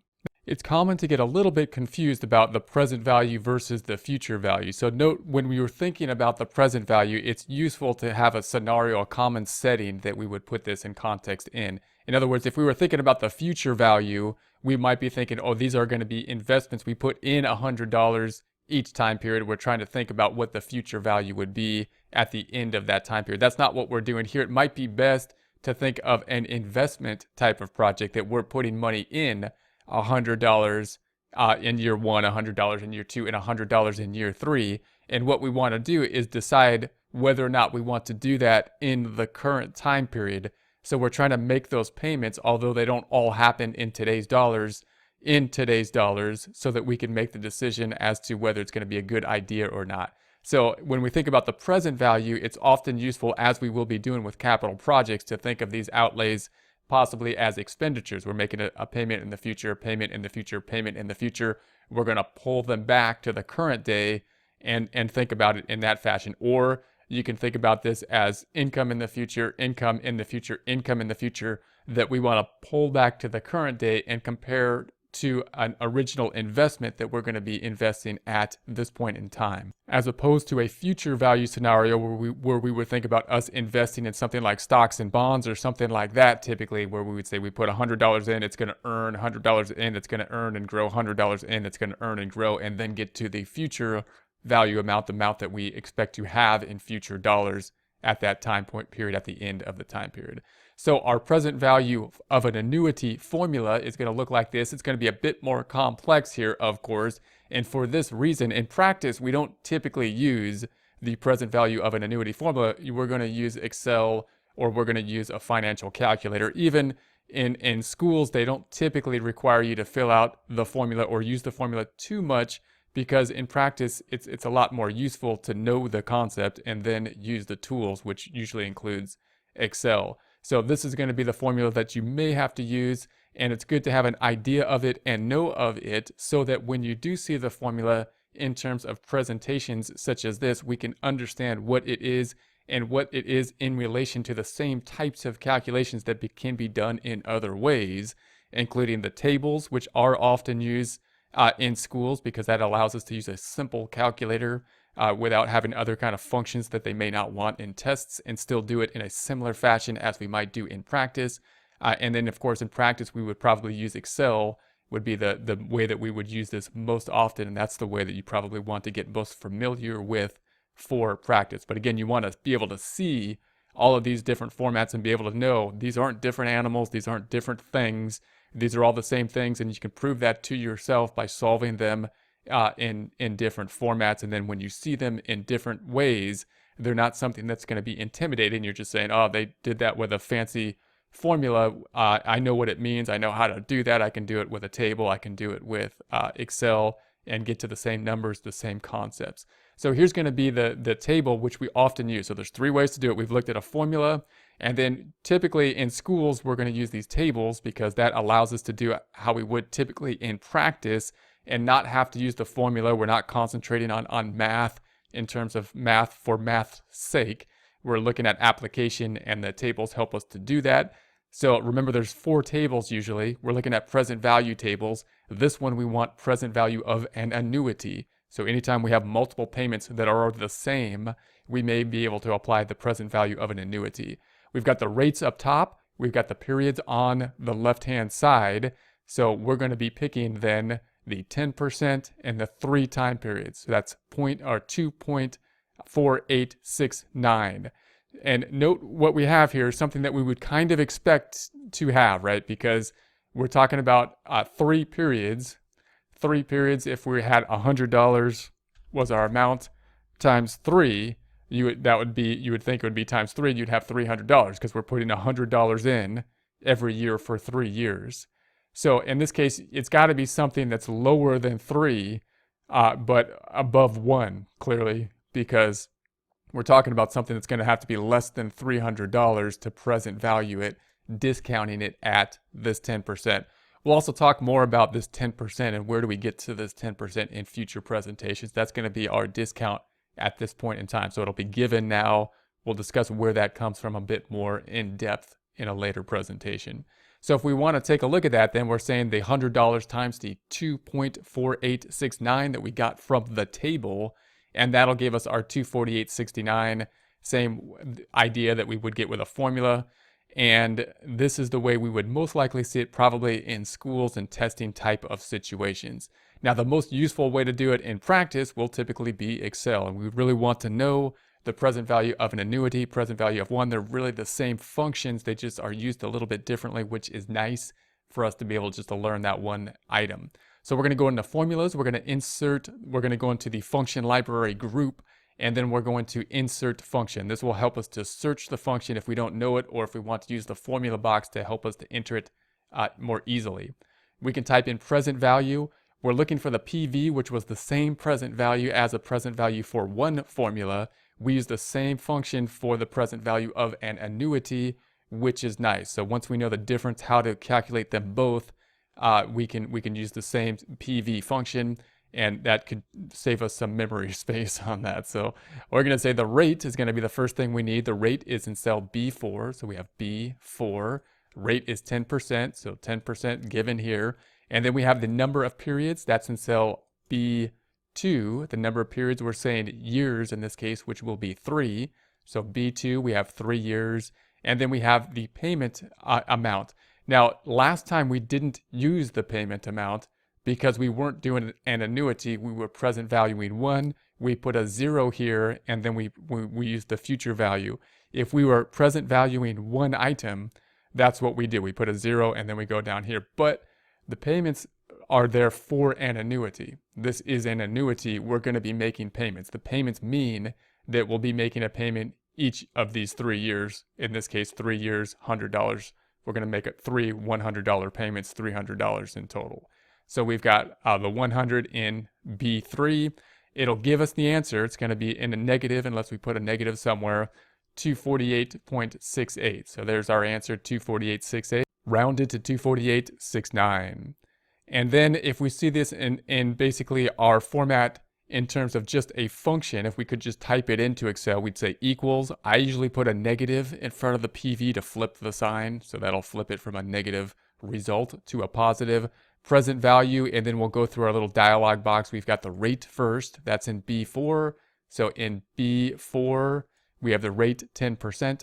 Then we have the number of periods. So the number of periods is going to be B2.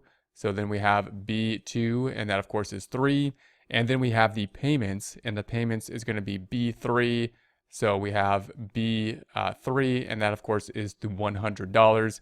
And so that's the same thing as we did in the prior slide. Now, in just terms of a function, it's a little bit easier to enter this way. This is what will be in the cell if we were to use this dialog box as well.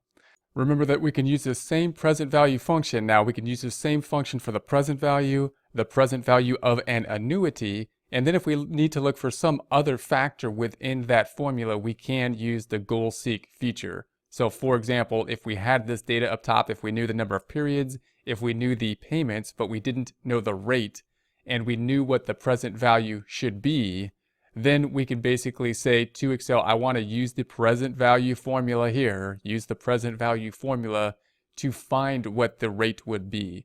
So we'll basically enter the formula here, and then we'll use goal seek and say, hey, tell us what the rate is based on the present value formula here. And we'll say, hey, Excel, make this number be what it should be by changing this cell.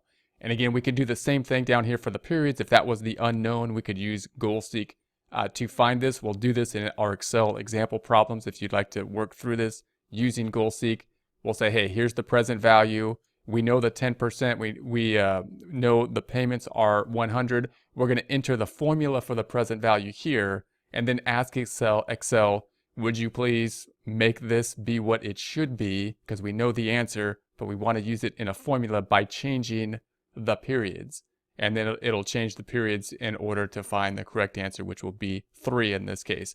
The point here is just to say that we can use the same present value formula then to have the same dialog box for a present value of an annuity, and then we can not have to memorize two other functions if we know everything except the period and we know everything except the rate, because we can use the same present value function and goal seek to find them. That's one way that we can find those items, all with the same use of the same function within Excel, which is nice.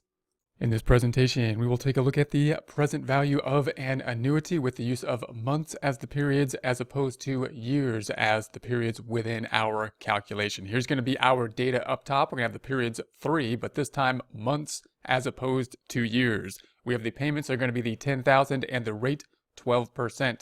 We can do this 3 ways. We can do it with the table, with formulas, or with Excel. We're going to show the tables and Excel. If we look at the table to the right, we know that we have the rates up top. We've got the periods on the left-hand side, neither of them referring to any type of period, such as year or month, just telling us what the period is and the rate is. What we need to do is, as long as we're using the same period for the rate and the number of periods, then we should be okay. So the rate up top, then we want to make sure that we have the monthly rate. Typically, that's the thing that we will change. So the periods are going to be 3 in terms of months, we're going to say, and therefore the rate we need to use needs to be in the terms of months. The problem is that the rate that we have here is going to be in terms of years normally. So we need to take that rate and divide it by 12. Book problems often don't do this. They often have a yearly rate because if we use the tables, it's going to be confusing because it could come up to something other than an even percentage. So to use an even percentage, we'll use 12 divided by 12 to give us 1%.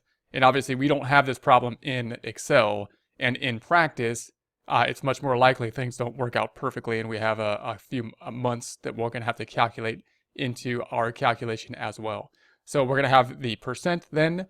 We have the number of periods 3, 1% per month, and that's going to give us our 2.9410. So 10,000, 2.9410, multiplying that out gives us the 29,410.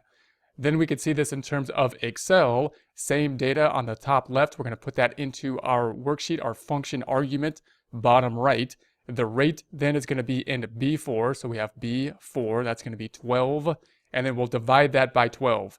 And that's going to be what we'll do here. And again, it doesn't matter in Excel if it's not even. So, because Excel will deal with the rounding, and we don't have the same problem as we do with the table, but this time it comes out, of course, to the 1%. And then we'll take a look at the number of periods, that being 3 in terms of months. Although it doesn't say it here, it will be in terms of months because it lines up to the monthly interest rate. And then we'll have the payment, which is going to be in B3. That'll be the 10,000. So then if we calculate that out, it comes out to the 29,409 once again.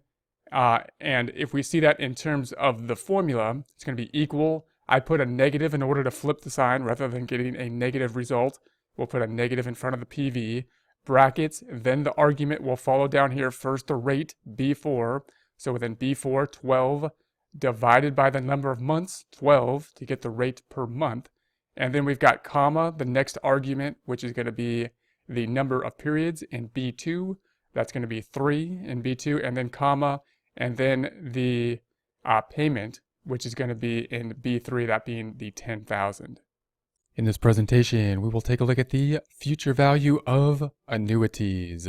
As we consider the future value of annuities, we want to keep that same picture in mind that we had for the present value and the future value, that being our 2 time periods, either now or in the future, and the question of would we rather have the $100 today or the $100 in the future? The answer obviously typically being we would rather have the $100 today, or if we want to think about this in a different method, the question being if we want the same purchasing power as the money today or in the future, then the amount of money someone would have to give us in the future would have to be higher than the amount of money we would have today in order for us to value them the same. That's kind of the core concept that we want to consider with the future value and the present value and the relationship between the two.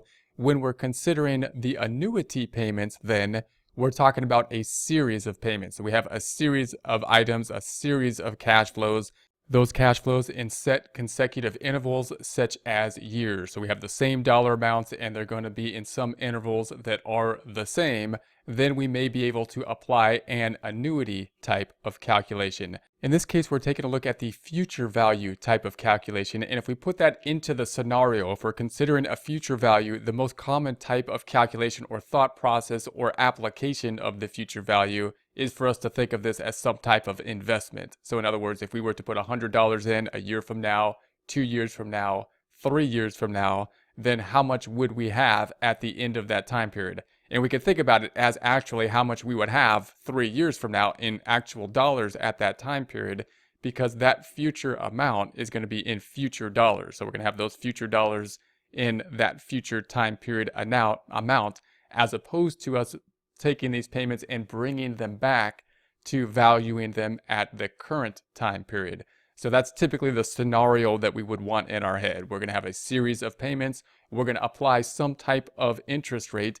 Remember that that interest rate might be considered the interest rate that we would have in order to account for the time value of money, such as inflation, the purchasing power going down. That would typically be in normal years between like 1 and 5%. Or in the case of an investment, we're considering how much value we can get within the investment. We might be considering opportunity costs, where we can put our money someplace other than the investment, to consider how much our investment would grow as compared to another place that we could put our money.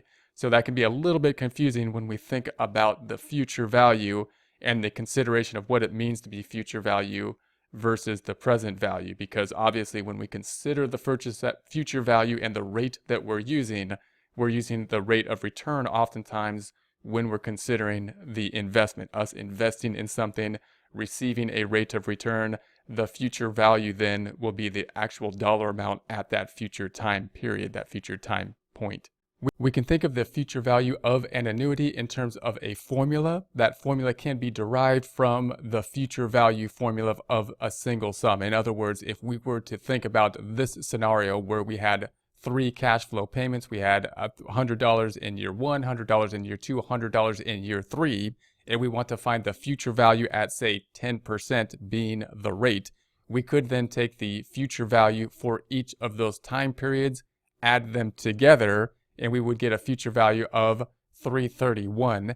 Or we can use this formula up top, which will basically be derived from this concept, and apply that information into our future value of an annuity. We can use this formula, which will be more simplified, 1 calculation rather than 3, or you can imagine this going out for a long extended period of time, in which case the future value formula would be useful to use. However, it is more of a complex type of formula. We don't often use it in this format in practice because we'll use something like Excel, or if you're in schools, they'll usually use tables to do that. They're often not going to make you use the future value of an annuity formula because it is a bit more of a complex formula. Our goal really isn't the math, to understand the math behind it, but the application of it. So oftentimes within schools, we'll be using tables. So the tables are useful because they allow us not to have to focus on just math doing the formula, but on practical practice, although they don't make us use calculators that might have other functions that they don't want in tests. We can use a simple calculator and then use the tables, which are similar to what we would use in practice, which would typically be something like Excel. So remember, there's going to be 4 tables that you're going to basically be using and seeing. If you see this in like a school problem and a test problem, you're looking for the future value tables now, so you can eliminate the present value tables. And then you want to pick up the future value of an annuity if you're looking for consecutive payments, multiple payments that you're going to calculate with 1 calculation. We have the rates up top. We have the periods on the left-hand side. We're picking up the 10% at the rate, 3 years in terms of the numbers of periods. That is 3.31 is going to be the amount. And note, that's kind of what we would expect it to be, because we had 3 payments. If we had 3 payments of $100 times 3, you would expect that to be 3. That's 300 if there was no time value of money, no future value. And we're expecting it to be higher than that because we're valuing it at the later date. At the later date, and you could think of it as an investment. If it's the later date, it's going to have to have earned some kind of return on investment. So it's got to be something a little bit higher than the 300. It's got to be something that's going to be multiplied by something higher than the number of periods. Periods are 3. It's going to be multiplied by something a little bit higher than the periods, you would think, given the fact that it's going to be future value of money. If we do this calculation, then we're going to take our $100, we're going to multiply it times the 3.31 that we got from the table, and that gives us our 331. So the future value of these three cash flows then, 331. Now we've seen that happen two different ways. We used the formula, which we probably don't actually use in practice or even in test questions too often. We'll use the tables and test questions typically, and Excel being the third option that we'll usually use in practice. You really want to know these formulas within Excel within practice. We're going to be in the Formulas tabs. We're in the Function Library group, and we're selecting the Insert function. This is where we can search for the appropriate function that we want. If we search the function, we're looking for the same function, the future value. The future value is used for both the future value of 1 and the future value of an annuity. We're just going to use different functions within that system. So we want to be able to know that. It's nice that that's the case because we can just use one future value, and then we just need to know how to apply them to the future value of 1 versus the future value of an annuity. We're working on an annuity here. So first we need the rate. So here's the rate. The rate's going to be up top. It's going to be in B4. So here's B4. That's going to be the 10%. 10% is what we have. And then we need the number of periods. That's going to be in cell B2, which of course is 3. So in B2, we have 3 as the result. And then we have the payments. This is the area that differed. When we had the future value of 1, we put 0 here, and then we put the present value of 1. The payment means that we're going to have a payment for the annuity that's going to happen. Repeat payments, 3 payments, in other words, of $100 in this case. So if we put an item here and we put a number of periods, the system is saying, oh, you're talking about an annuity that has 3 items, 3 payments. So that's what we have, $100 in the payment.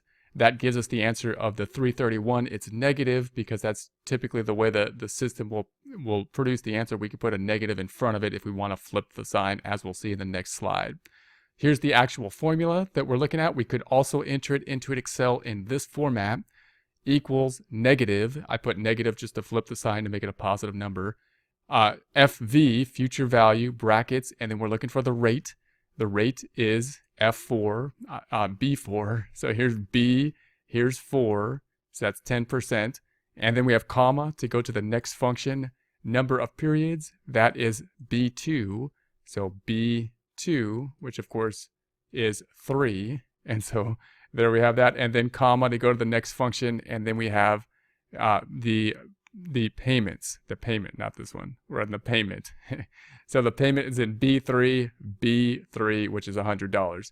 These two are not required, so we don't need to add anything to those items. This is all we need for the annuity. And again, this last one is kind of the tricky one. We had, if it was present value of 1, this would be 0. If we're talking about an annuity, as we are here, and a future value of 1, this would be 0. If we have a future value annuity, as we do here, then we're going to be using the amount of the $100 in the payment amount. Remember that we can use this goal seek feature if we need to search for or find some other variable that is within the future value of an annuity type calculation. So for example, if we wanted to find the rate, or if we wanted to find the periods and we knew all other information, we don't really need to look for and find and know how to have a separate type of formula within Excel and memorize 3 different types of formulas. We can use the future value and we can use goal seek to figure out what the missing value is. So in other words, we can use the future value formula here, and we can use Excel to say, I know what this answer is. Would you please tell me what the rate is given this information? And by doing that, we don't need a separate function up here. We can use the future value to figure out what the rate should be. The same with the periods. The point, and if you want to look at that, we'll have Excel sheets and we'll work through that in Excel to show how that is done.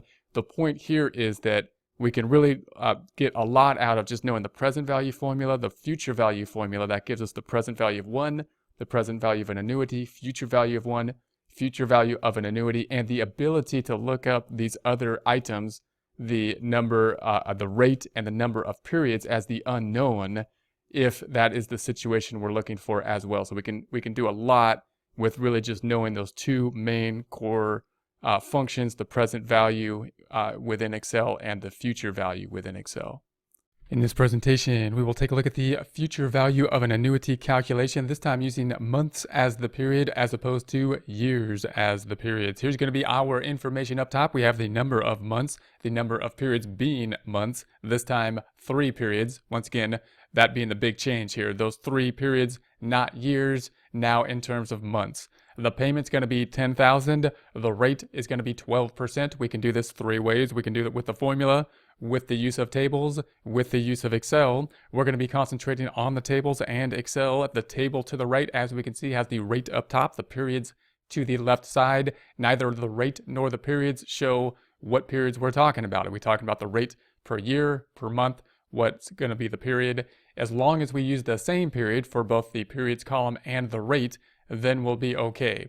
So what we need to do then is change the rate over here from a yearly rate to a monthly rate. Note that within a book problem and in practice, you're generally not given oftentimes the monthly rate. And if it is given, it'll say per month, because if it doesn't say anything, it's assumed it will be the yearly rate, because that's normally the rate we just assumed to have. So normally we'll have to take the yearly rate and say, okay, let's break it down into a monthly amount. To do that, we're going to take the 12%, divide it by 12. Notice that's an even calculation here to give us the 1%.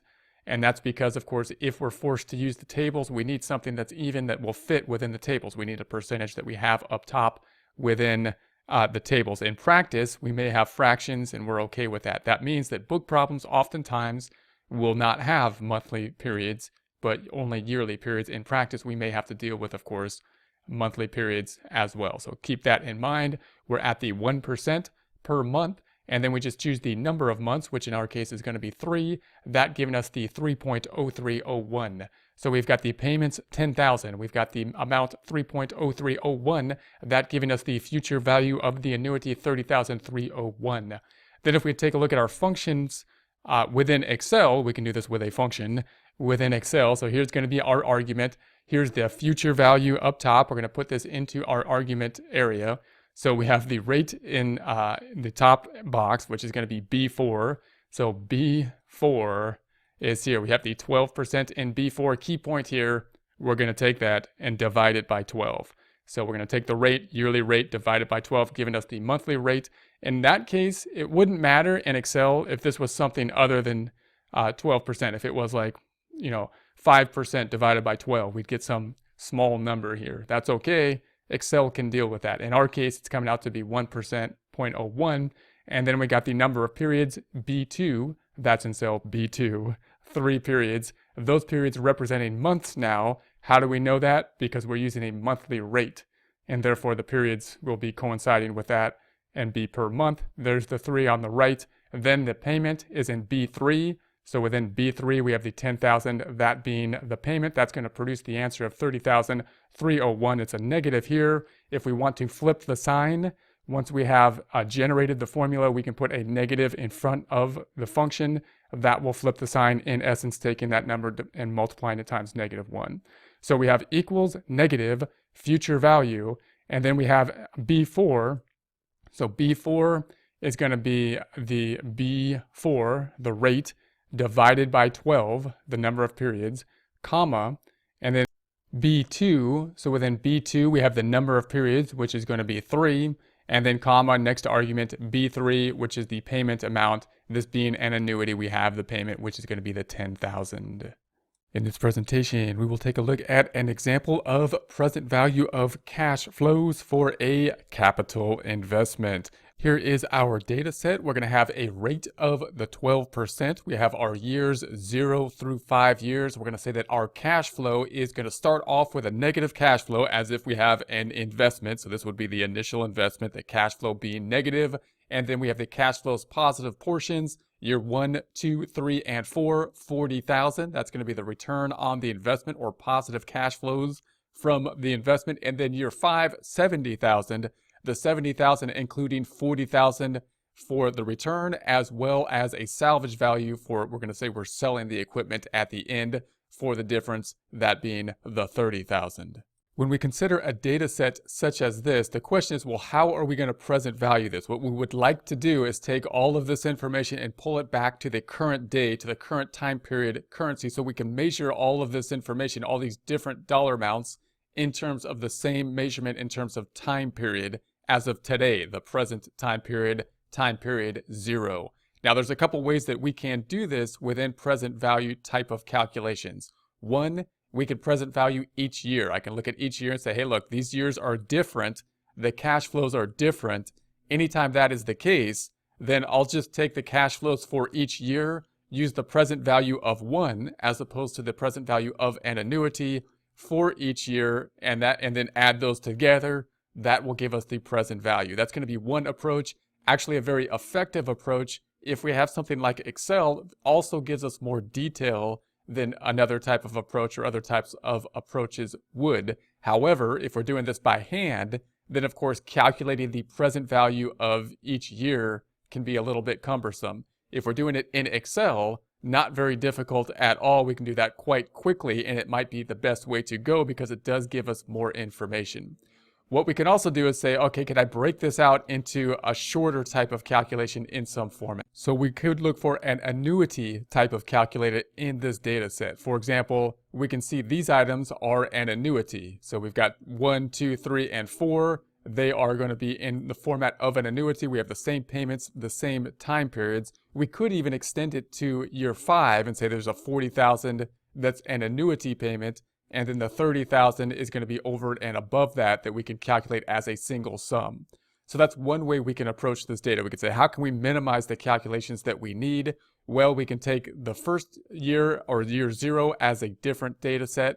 It is what it is because it is as of this point in time. It's the 150,000. We could take the 1 through 4 and think of it as an annuity, calculating it with an annuity type of format.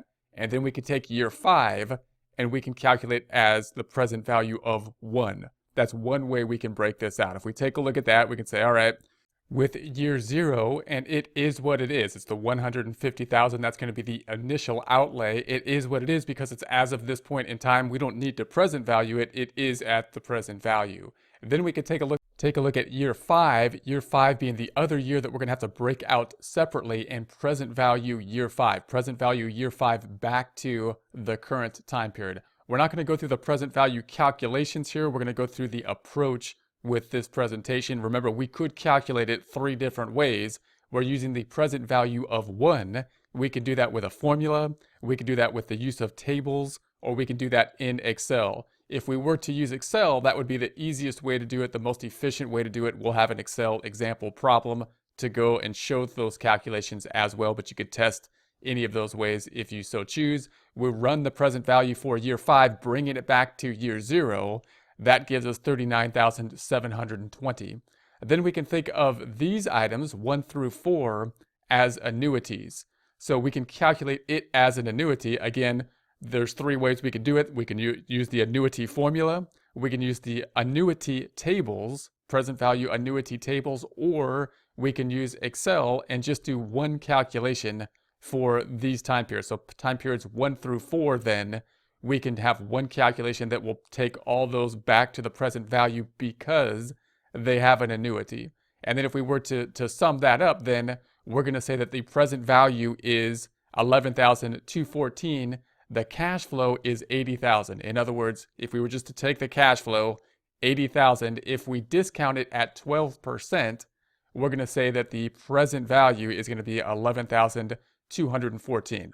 This is one way to manage the data. When you see the data, you want to be able to visualize how you want to manage the data. When you see the data and someone else giving you that information, you want to be able to look at it and say, okay, I see what they did. I see how they organized their table, and go from there. This type of calculation is going to be the one that has the least amount of calculations to it. So it gets to the bottom line, 11,214, in the quickest fashion, but it also provides the least amount of detail. And if you're using Excel, it's pretty easy to add a little bit more detail, which most people I would typically prefer.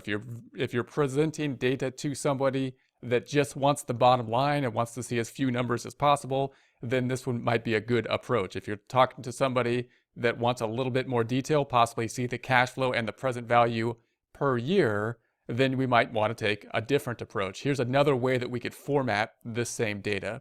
You'll see that we have the years up top, so years 0, 1, 2, 3, 4, and 5, and then the total. And what we're going to do now is not worry about the fact that there's an annuity. We could say, yeah, there's an annuity in there, but I'd rather just present value each year because that's going to give us a better visual of what is going on. So in other words, the annuity is great to kind of compact the information down. And if you're talking about an annuity kind of situation, you may want to run that calculation for ease, for quickness. However, if you're talking about a capital project, you may want to give more detail for it so that you can have more detail for the decision-making process. That usually involves having the payments broken out. And this way, in this format, you can have very complex kind of payments that will be broken out as long as you can group them into the proper year. And then we can basically present value each year fairly easily with the use of Excel. So in this case, all we would do is say, all right, here's the cash flows. I'm breaking them out.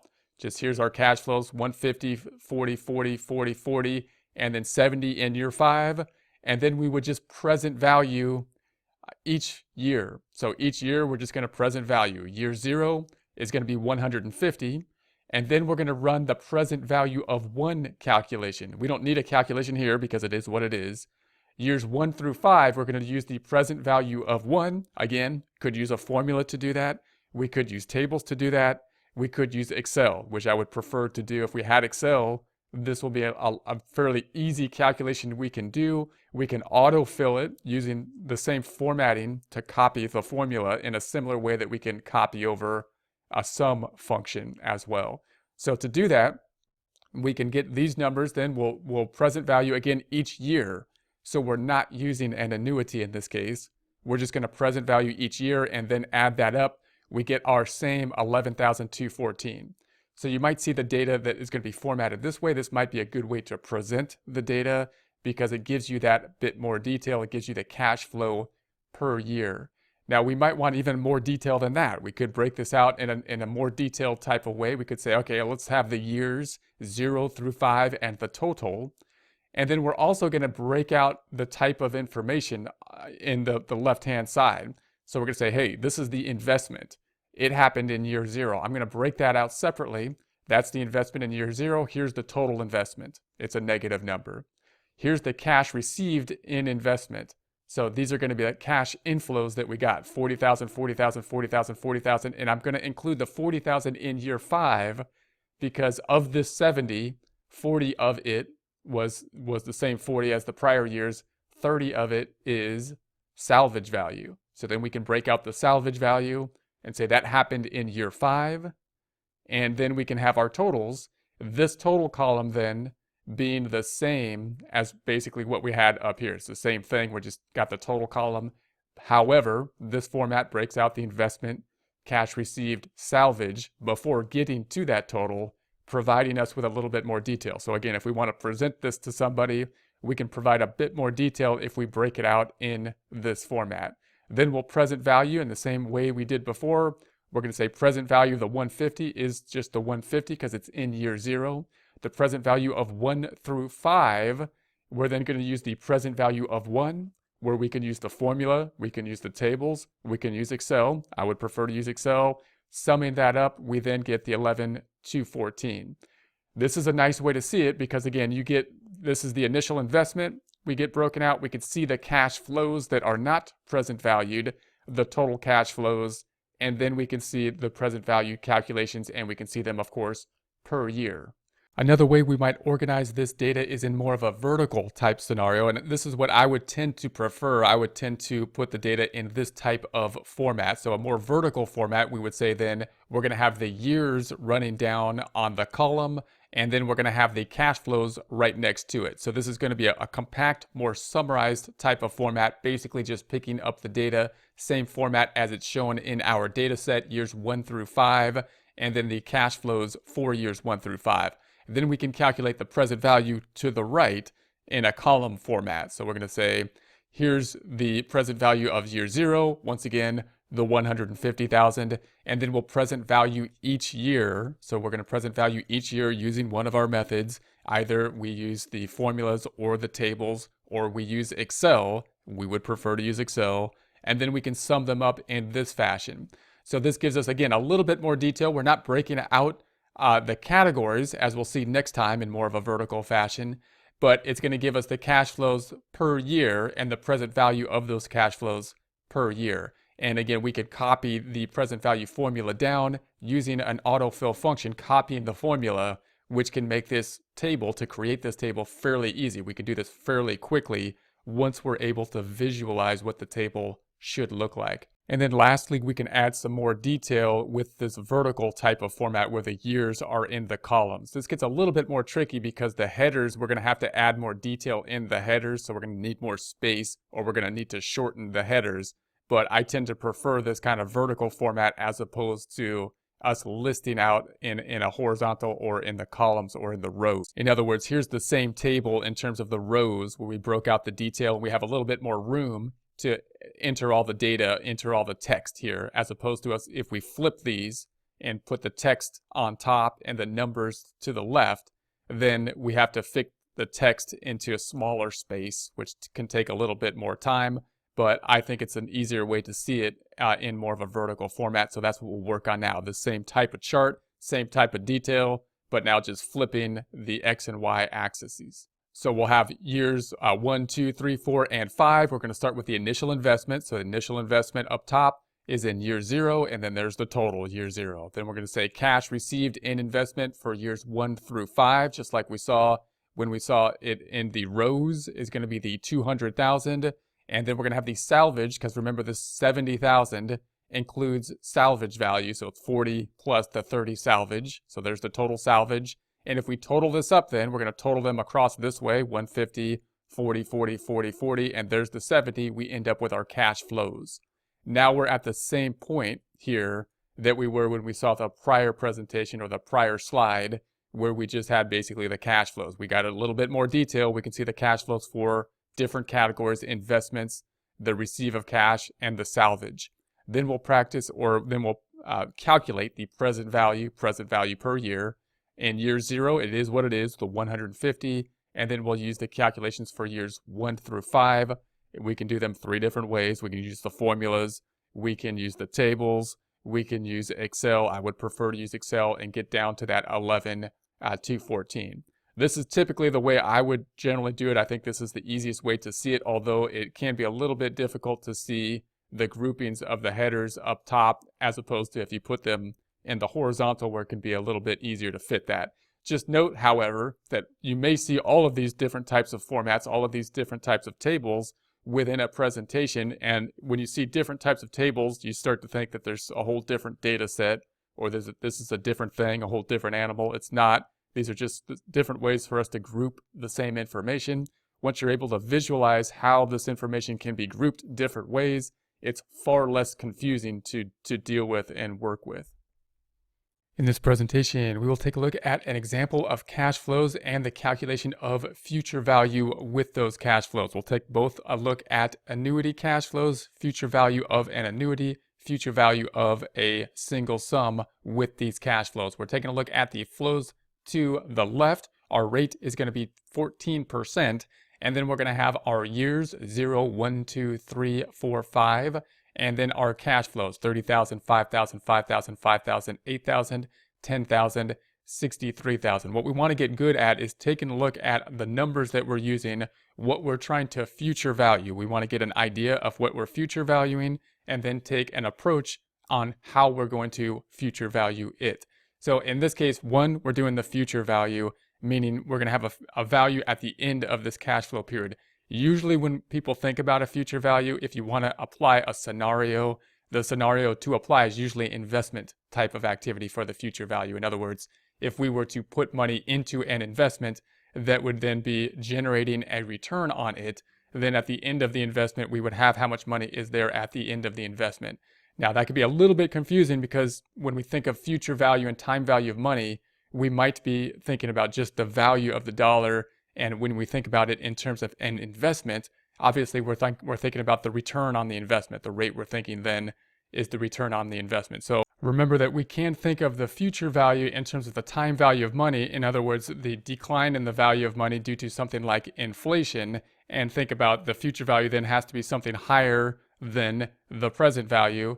And of course, if we think about opportunity cost in terms of the future value and investment in the future value, then we can think about the rate of return or the interest rate, or the rate of return we're going to get on the investment. And then the future value is going to be representing the future value. As we get to that future value, when we think about these in investments, of course, it will be valued in absolute dollar terms, the dollars at that future time period. And of course, that future time period dollar amount, when we think of in terms of the value with regard to the same amount today, it's going to be a higher dollar amount in the future than the same value today in terms of purchasing power today and in terms of the investment or rate of return we could get today. So that's going to be the thought process we're thinking. You probably want to think, all right, looks kind of like an investment. We are going to be looking at these cash flows. We got a 14% return. We got 63,000. If we add up the cash flows, it's going to be higher than that, given the fact that these are going to be basically earning or going up due to the investment or the future value then being higher than the original investment that we're putting in, which is going to be the cash flows. And we would then say, all right, these aren't even payments, so we can't just use an annuity formula. That's the first thing we would think. Well, could I do this with one easy calculation with just an annuity formula? No, because the payments are not all the same. So we've got 30,000 beginning, 5,000, 5,000, 5,000, 8,000, 10,000. So that's the first thing we're going to say, can't just do one calculation. Then, well, we could break it out, and this is what we can always do. We can break it out to each individual year and do a future value calculation for each individual year. And that might be worth doing. We'll take a look at that approach. Or we might try to consolidate our information down and break it out in some other way. For example, we might say, well, each of years 1 through 5 have a 5,000 component in it.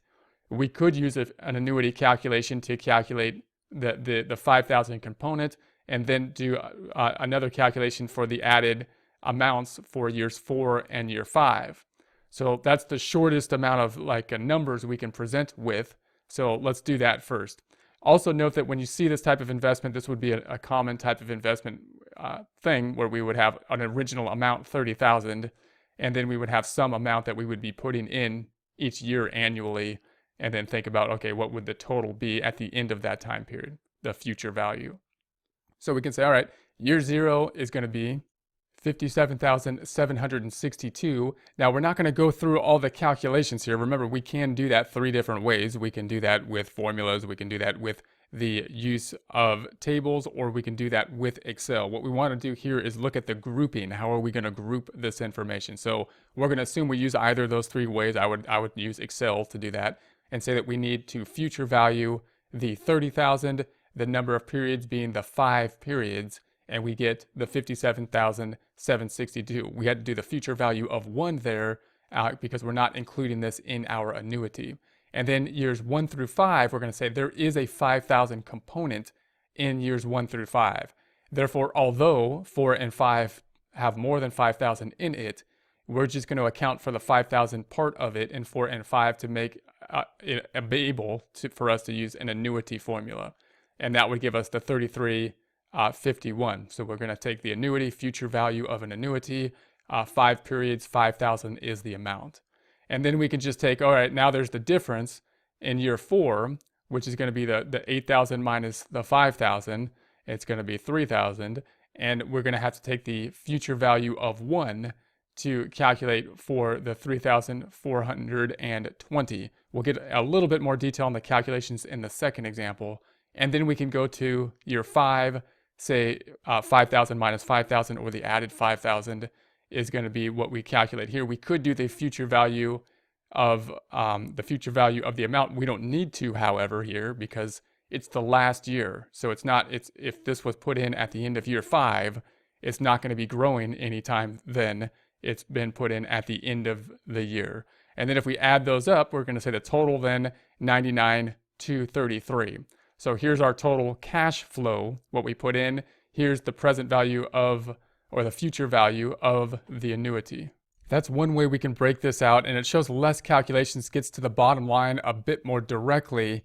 but it's also a little bit more confusing. So if you're dealing with someone that just wants to see the bottom line and they don't really care about the calculations, they just want to see the bottom line, then this might be the easiest way to show it, to give that bottom line. However, if we want to see more data and want to give some understanding on the calculation, it might just be the easiest thing to do to future value each one of the years.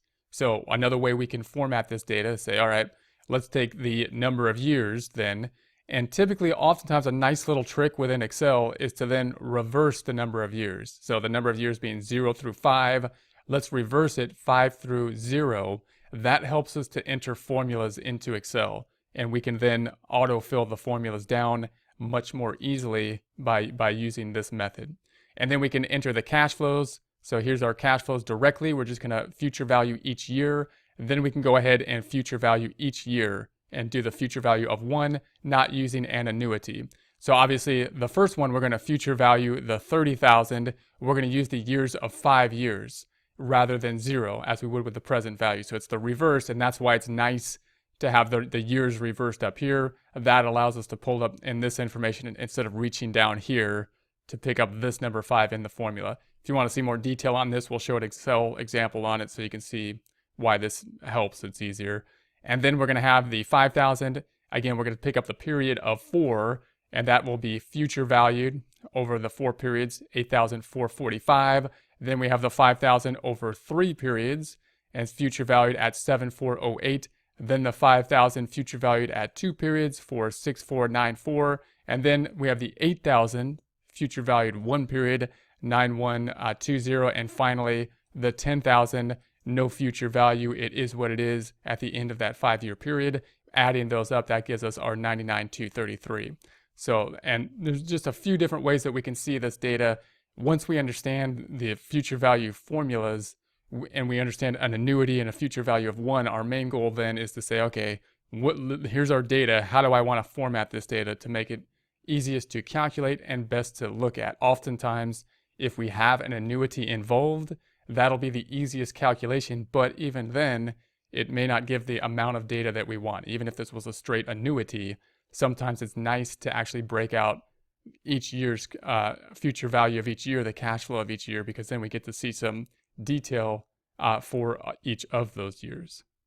In this presentation, we will take a look at present value terms used in capital budgeting. Our goal here is to understand the relationship between these terms so that when we see these different types of terms, we're not intimidated. We don't think like this is going to be a completely new concept that we have to learn.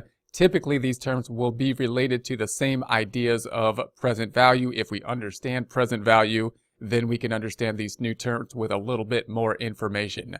These terms will usually be based around the interest rate. So the interest rate that we are using can be a little bit confusing. We might call it different things, and we might think about how did we get to that rate in different ways. Once we've determined that rate, however, usually we're going to be applying the present value concepts in a similar fashion. Once we know how to apply the concepts, how to apply the calculations, then we could use the rate that is given. The first idea we think about with regard to the time value of money is that the future dollars are going to be worth less than the current dollars, and that typically is due to inflation. Inflation causes the purchasing power of the money to go down. A typical inflation rate is usually between 1 and 5% in the US. The rate that we use to discount then might be something that's going to be close to what we believe the rate of inflation will be. So if we have this series of payments and we want to bring them all back to year 0, this point in time, then we might use a rate that we think is going to approximate the interest rate, and that would be approximating the time value of money or the loss in purchasing value due to inflation. So we might call this a discount rate, but we might set the rate to what we think a reasonable rate of inflation will be in order to discount our cash flow payments to get them back to current value dollars. So that's one method that we can use. Now we can also use a discount rate that's going to be based on not only the purchasing power of the dollar going down, but on opportunity cost. So in other words, we might say, hey, where could I put my money if I wasn't to invest it in this project? If I had this $180,000, where could I put it if I wasn't to invest it here? Well, we know we could at least put it in the bank.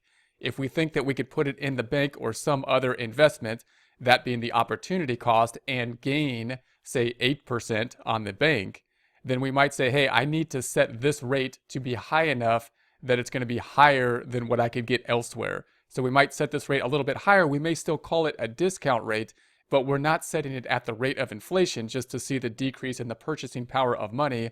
We're now setting it at the opportunity cost, the cost that we can invest in something else and get basically a return in some other place. So in this format, you might call this a hurdle rate, some rate that we want to clear. We want to get over this rate. We're going to say this is the minimum rate, or the required return on investment is another term that this might be called. We will do the present value calculation in much the same way, or pretty much exactly the same way, with a different discount rate. But the discount rate represents something different. It doesn't represent the value of the dollar going down due to inflation. It now represents the opportunity cost of some other investment that we could be investing in. And therefore, if we were to present value this series of payments with something like a hurdle rate, then anything that comes out positive means that the cash flows are above that rate of return, and therefore would be something that would clear that test and possibly be something that we would want to invest in. The third concept that we often see is the internal rate of return, the IRR. Now, this is going to be more difficult to calculate mathematically, very easy to do with something like Excel, but the concept is easy to understand once we understand the present value. So the internal rate of return is the rate at which the net present value is zero. So in other words, if we were to pick an interest rate or a discount rate at which this flow, this series of payments, would be zero, that would be the internal rate of return. So let's take a look at some examples. This one can be the most abstract to think about, but conceptually becomes clear with examples. So let's say this is our cash flow information, and we group that information. Our initial investment is the $180,000. We have the $60,000 each year of the receipts that will happen after that initial investment, and then the salvage value is going to be the $60,000 minus the $90,000, or the $30,000 is going to be the salvage. So the 60 and the 30 is that 90. Here's our total cash flows. These in essence just match our cash flows up top. If we were to present value this with 5%, we're not going to go through the calculations here. You could use a table, you could use the formulas, or you could use Excel. We're going to go over the concepts here. We do use and calculate this in Excel if you want to take a look at that example problem. Then we would present value this, and we come up to the 103,274. Now remember that this 5% we're thinking is basically close to inflation, close to the decline in the value of the dollar.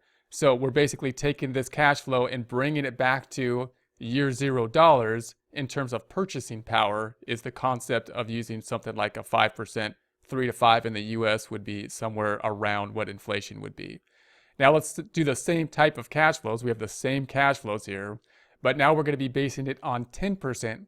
And this is something we might call a hurdle rate. This might be based on the opportunity cost of our next best investment. In other words, we need to get a return higher than 10% in order to accept the project. So that means that if we present value this using 10%, we're going to do the same calculations. It's not something different. It's not a completely different animal. It's the same type of calculation. It's just that now this 10% represents the investment that we want to have. This is our required return on investment for us to take the project. And we are hitting that required return on investment anytime we present value, calculate net present value using that rate, and we come up with a positive number. So if this was 1, it would be acceptable because we would be clearing that 10%. So that's going to be the key concept there. Now, then we can think about the internal rate of return. You can think about this same series of numbers, and we want to take a look at the internal rate of return. All that means is that we want to figure out what this rate would be so that this present value series of numbers would end up to be 0. So we want to be able to present value it to be 0. Normally, we know the rate, and then we present value, and we see what we get. In this case, we want to basically set the present value to 0 and determine what the rate is. Now again, that's a little bit more difficult to do mathematically, very easy to do with Excel, and conceptually it makes perfect sense. We're going to say, okay, well, I need to know what the rate is in order to get the present value to 0. That's going to be the internal rate of return 23 in this case. So just realize that the internal rate of return isn't different. It's just kind of the reverse type of calculation. You could do this type of calculation with, in essence, trial and error. You could just basically pick a number, calculate the present value and then just keep changing this number until it becomes 0. And of course, we can use Excel to help us to get this number. We can use a function in Excel, the IRR equals IRR function, internal rate of return, to calculate a series of numbers very easily as well. So once you have an understanding of what this interest rate is, then it could be called different types of things, and at least you know that the calculation is going to be much the same and go through the similar process, and you're not talking about completely different types of things that we're going to go through, although we do want to know what is meant by the interest rate that is set. In this presentation, we will take a look at some net present value assumptions we want to keep in mind as we apply and use the concepts of net present value. One assumption, it assumes the discount rate is unchanged during the project life. So as we have the project life, we're clearly using one discount rate, and we're assuming that, of course, that discount rate will be the same unchanged throughout the life of the project. It also assumes that cash flows happen at one point per period as opposed to cash flows happening along or during that time period. So if we were to take a look at an example, the assumption is that the discount rate is something that is going to apply to the life of the project. So if we take a look at this project, we have cash flows from year 0 to 5, the initial cash flow happening, the outflow in year 0, 1, 2, 3, 4, and 5 being the inflows of 40,000, 40,000, 40,000, 40,000, and 70,000. Then we present value each year always using the same rate. The net present value calculation won't work if we were to use multiple discount rates, or if we want to apply a different discount rate to the year 3, we typically need to apply the same rate all the way through for the net present value calculation. It also assumes the cash flows happen at one point in time. So if you'll take a look at how these cash flows are working or how we are going to calculate this, we're going to say that the 40,000, for example, in year 1 all happened at one point in time so that we can apply the present value type calculation as opposed to it happening throughout the time period. Therefore, we can apply the present value calculation to $1 amount and bring that dollar amount back to the present value. And that's what we do for each of the time periods. Now, we can mitigate this to some degree by basically having more time periods. We could break this into a monthly time period if we so choose and try to break out our cash flows on a monthly basis and then present value the months. But we do have this limitation in that we have to assume when we apply the present value type calculations that the cash flows all happen at one point in time. Hello, in this lecture we're going to go over a net present value calculation. At the end of this, we will be able to explain how the net present value calculation is used and calculate the net present value in an example. So in order to do this, we're going to think about the net present value in terms of a long-term investment, in this case the investment in equipment. This is going to be a standard type of problem for managerial accounting when we're looking at the longer-term investments. We usually want to have more of a systematic approach to thinking about the longer-term investments because they will affect a significant time period into the future. And when we think about that type of analysis, part of the analysis should be the time value of money. So we're going to try to take into account the time value of money, the time value of money being the idea that money at a later time period is worth less than the money today for a couple different reasons. One, obviously, just the measuring tool of money will probably devalue due to inflation at between 1% and 3% or so. And the other being that there's opportunity costs with money. If we had the money today, we could be using the money and getting value of the money through that time period. And therefore, we need to think of what that opportunity cost would be, meaning what would we do, what could we invest in that in order to generate revenue? And of course, when we think about businesses, that's the goal. The goal is to generate revenue. So if we had the money today, the idea would be, well, what type of return could we get with the money if we had it today? And then we can kind of set a discount rate and think of how we can present value money into the future based on that discount rate. So that's what the idea of how we're going to come up with this problem. So we're going to say that we're going to invest in a equipment for 100,000 piece of equipment. It's going to have a useful life in terms of depreciation of 5 years. It's going to have yearly income resulting from this for 72,500, and we have a tax rate of 40% for this problem.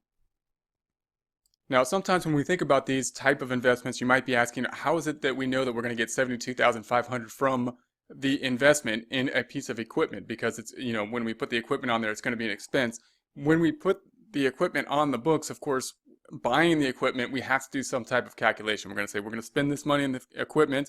We're going to increase the production level in order to do that. And we're going to try to figure out how much revenue we're going to get yearly based on that increase in production level. And that's the number that we're going to use in order to figure out, well, is it a good idea to buy the equipment or not? Now, we're going to look at the difference between depreciating this equipment between a straight line method and a maker's method and see what the difference would be in terms of the net present value calculation. This is a good example because the difference between these two are just timing differences on the expense side of things, and the timing difference will affect the taxes. So just a recap of what the straight line method and the maker's method is that a straight line depreciation just means that we're going to depreciate evenly over the time period, in this case, the 5-year useful life. One little twist when we think about taxes is that we always think that we buy something in the middle of the year. We call that the mid-year convention. So we actually have 6 years we're talking about. We got the first year that we assume that we bought it in the middle of the year for taxes. And then we have the straight line method here. And then the last year, of course, we have to have that half of a year as well. So if we took the 100,000 divided by the 5 years, we would have 20,000 a year. But the first year and the last year, we're assuming that we bought it in the middle of the year, and that's why we have that half-year convention. The maker's method over here is an accelerated method. That's the point, that we're going to be depreciating more in year 1 than we will be in the year 6 in this case. And that difference, that's going to be the timing difference. Notice that the total is the 100,000 in each case, but we're going to depreciate more in the beginning years and less in the later years when we use an accelerated method. Now, the accelerated method of makers is not quite the same as double declining balance, but it's kind of the same concept. So just remember the idea of this double declining balance, or an accelerated method in this case, is we could take this calculation of, I'm just going to take 1 divided by the useful life, and that will give us the 20%. That would be the straight line rate. So for example, if we took the 100,000 times 0.2, that gives us the 20,000 straight line depreciation. And then if we just double that, of course, if we took the 20,000 times 2, then that will give us the double declining rate. So if we were to try to figure out just a couple of these numbers, it's not exactly the same as double declining, but it's similar. So if we took the 100,000 times 0.4, 40%, we would have 40,000 in year 1, except we still have that mid-year convention that we bought it like in the middle of the year. So we're going to divide that by 2, and that's where that 20,000 is. And then in year 2, we would take the book value, so that would be the 100,000 minus the 20,000 that we depreciated in year 1. We have a book value of 80, and multiply that times the 40%, and that's how we can come up with this number. But the idea that these are givens here, the idea being that this is going to add up to the same 100,000, bringing the book value down to 0 over that time period, over the 6 years, and this will do the same thing, but there's a difference in timing between the two. So now we're going to calculate the straight line. We're going to look at the income before depreciation. We're going to look at the straight line depreciation per year, years 1 through 6. We'll calculate the taxable income. We'll calculate the income tax then, and then we'll calculate the net income and the net cash flows. Now note what we're really looking for here is the net cash flows. What we want to see is the net cash flows, and then we're going to take that net cash flows and present value it. What we are not concerned with, which is often confusing when people first look at this, is that we're not looking at the net income from the project, meaning we're not looking at the income we're generating minus the expenses, which would include depreciation. What we really want is the cash flows, because depreciation is not a cash transaction. We're looking for the cash flows. So the only reason this depreciation is a factor here in the differences is because of taxes. Taxes always distorts things. So the thing that's going to be a problem here, it's not going to be the depreciation that's going to affect the net present value between the two calculations if it weren't for taxes. The difference in the depreciation is going to affect the timing of when we pay taxes. That's the cash flow that will then affect whether we should use, straight line method or double declining balance, or what the difference would be between the two. Okay, so we're going to take this, we're going to say the income before depreciation is just a given. We're going to have the 72,500. That's going to be a given. So we have that all the way down. 72,500 will be the income. It's going to be an even income before we take into account the taxes. And that's going to be the income that we're assuming is going to be increased in the income from the purchase of the equipment.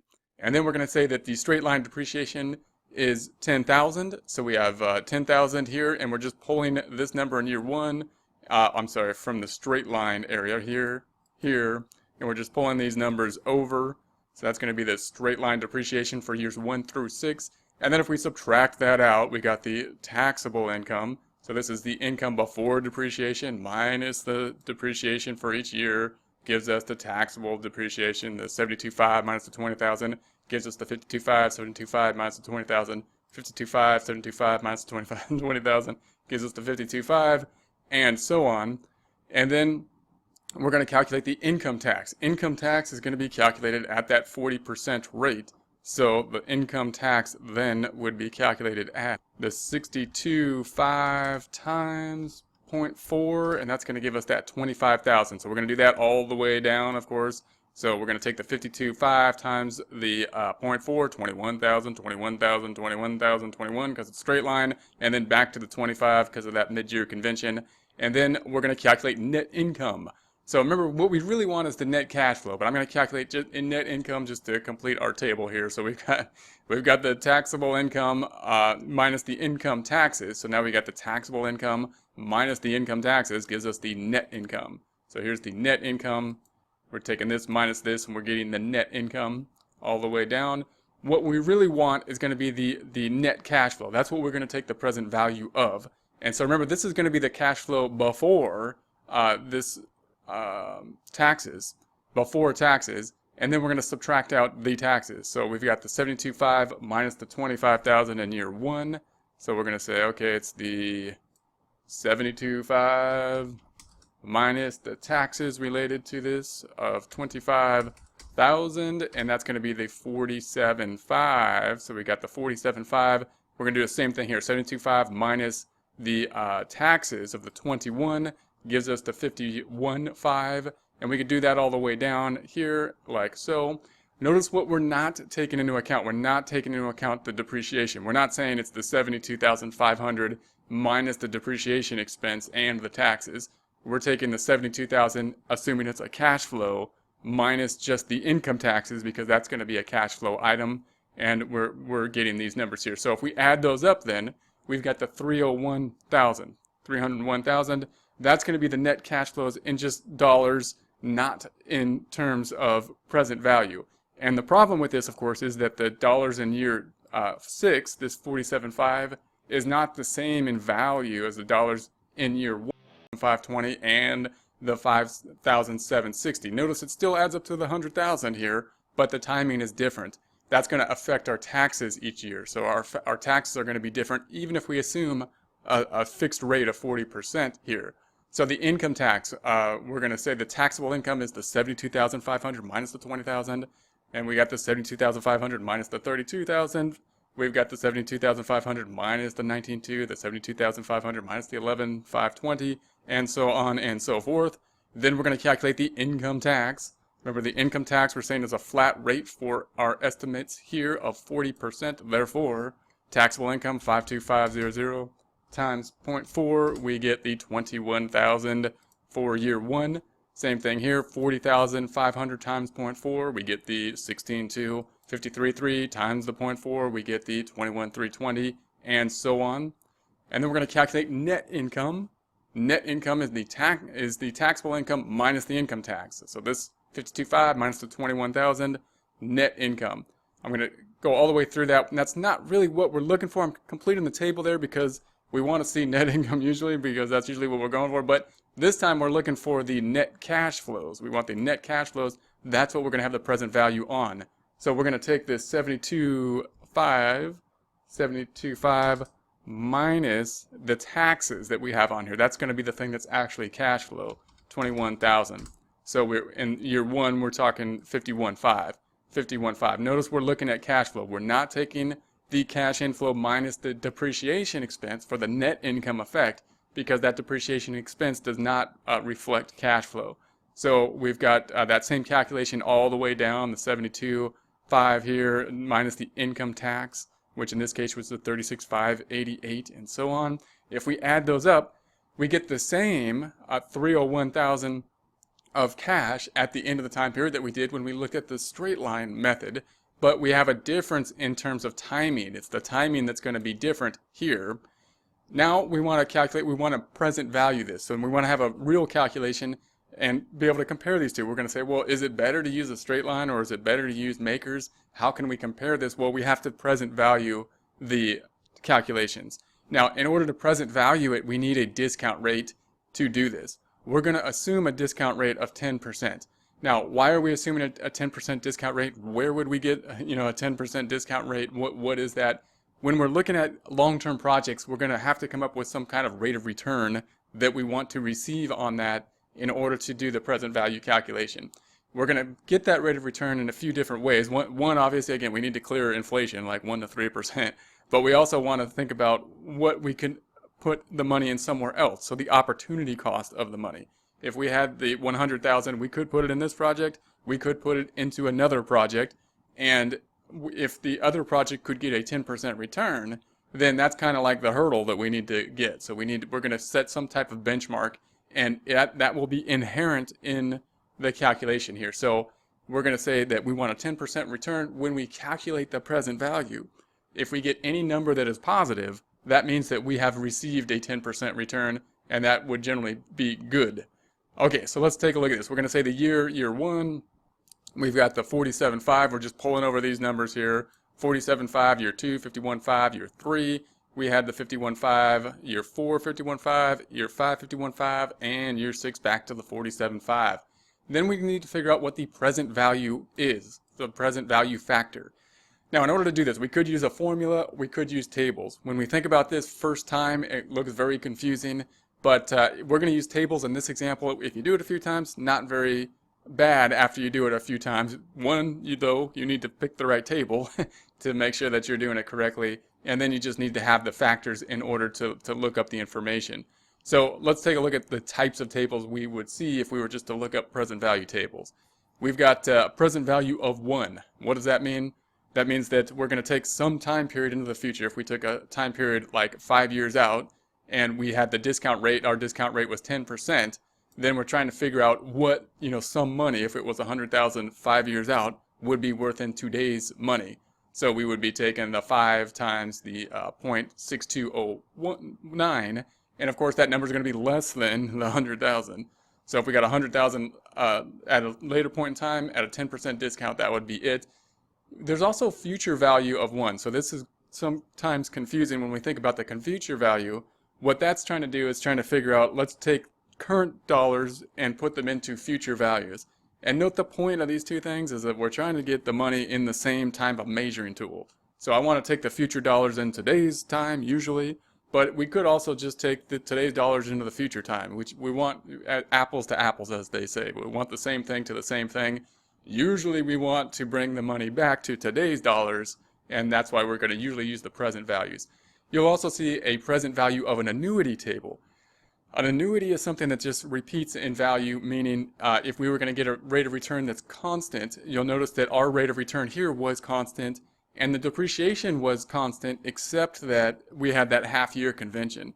If we didn't have that half-year convention, we could basically use the annuity table because it would be a constant rate. So instead of us having to calculate the present value each year and pull each year's number back to the current, we could then use an annuity table and just have one calculation. So that's going to be the annuity, and then you'll see the future value of an annuity. Same type of idea as the future value up here, trying to put today's money into the future time period. So of course we're going to be using the present value of 1, and we're going to be calculating each of the time periods individually. So if we looked at the present value of 1 table, and we said we have a 10% discount, and we're looking at years 1 through year 6, these are going to be the numbers we're going to have to use over here. So if we're talking about money we're going to receive at the end of year 1, if we received $1,000 at the end of year 1, it wouldn't be worth $1,000. We'd have to multiply it times this 0.9 to include this discount rate of 10%. 2 years out, that same $1,000 and 2 years out would only be worth 1,000 times 0.82. 3 years out, that $1,000 would only be 1,000 times 0.75 and whatnot, and so on and so forth. So if we go through that calculation, I'm just pulling those present value factors here, and we're going to say, okay, we got 47.5 cash flow times the 0.9091 gives us the 43,182 in year 1, Year 2, we've got the 51,500 times that present value factor of 0.8264 gives us the 42,560. Year 3, notice we have the same number in cash flow, but it's 3 years out now. Therefore, the discount rate is less, and the present value in today's dollars at the discount rate of 10% is lower at 38,692. Then we've got the same number, smaller discount rate, therefore smaller present value. Same number, smaller discount rate in year 5, therefore smaller present value. And then in year 6, we have the 26,814. If we were then to add up the inflows, we're going to add these up. There you have a present value inflow, cash inflows of 218,398. The present value of the cash outflow is just going to be the initial investment, which was that 100,000. So that we don't have to do anything to because we did that today. We did it in year 1. So there's no present value factor that we need to do there. If we did have a longer type of expenses for maintenance and stuff like that, we would have to figure out the present value of the outflows as well. And if we subtract that out, then we're saying that in today's dollars, we've got the 218,398 minus the 100,000. It means we have a positive net present value of the 118. Now note what that means. Even if this was $1 positive, then it would still be a good investment in that we would have gotten a return of 10%. That's going to be the idea here. That's what this discount rate means. So any number that's positive means we got a return of 10%. We got a return greater than 10%, but we don't know exactly what it is because all we know is that we cleared the 10% and got more money in that than that. But we can compare this to the same calculation for the double declining method. So we're going to do the same thing. We got years 1, we got the 51.5 here. This is the cash flows. We're just pulling the cash flows over, pulling the cash flow over for year 3, year 4, year 5, and year 6. Okay, and then we're going to have the same present value factors. So we're going to use these same present value factors we used last time and multiply those out. So we got the same present value factor here. So year 1, 51,500 times the 0.909. And we've got the 46,819. Now, of course, the difference is the present value factors are the same. The difference is the timing of the cash flows. So in year 2, we had the 56,300 times the 0.8264 gives us the 46. We've got the 51,180 times the 0.7, 3 years out. So it's a smaller present value factor. Year 4, year 5, and year 6. So if we add these up then, we have the present value cash flows. We're adding up the present value cash flows over here. And that's going to give us the 220,381. The initial investment, that's what we invested in day 1. We don't have to present value it because it was day 1 when we did it. The 100,000, that means we got the net present value of the 120,381. So if we compare these two then, we're going to say that the Makers comes out with a higher net present value discounted there. Again, we don't know exactly what the return is under Makers than the straight line. We know that they both clear the 10%, so we would be making over 10% in either calculation, but the Makers is higher, and therefore we would be better off in order to use an accelerated method. And that would be expected. Why would that be expected? Because Makers means that we're going to get more deductions in the first years of the tax years and less of the deductions in the later years. And because of the time value of money, that's going to give us an effect in that we're better off in terms of present value terms from using an accelerated method rather than a straight line method. In this presentation, we will take a look at the internal rate of return, or the IRR. This is going to be our information scenario, being that we're going to be updating a piece of equipment. We're going to be starting out with a rate of 12%. This is going to be the required return on investment. We'll first calculate this with the required return on investment, in other words, a discount rate, and then we'll use the same data to calculate the internal rate of return so that we can give a compare and contrast of what the relationship is, what the internal rate of return is, and how it relates to basically an interest rate or a discount rate, or how it relates to the calculation of cash flows to the present value calculation. So here's going to be our scenario. If we fix the old equipment, it will last for 5 more years. The number of periods is going to be 5 years. Cost of the old equipment is $121,000. That's the cost. Cost to fix it is going to be $157,000. the annual expected revenues, $91,000, annual cash operating costs, $37,000, and salvage, $22,000. So let's go through this one more time. We're going to be fixing the equipment. It then will last 5 more years. The old equipment has a cost of $121,000. Note, it's already on the books at $121,000. That's a sunk cost because we're making the decision from here forward.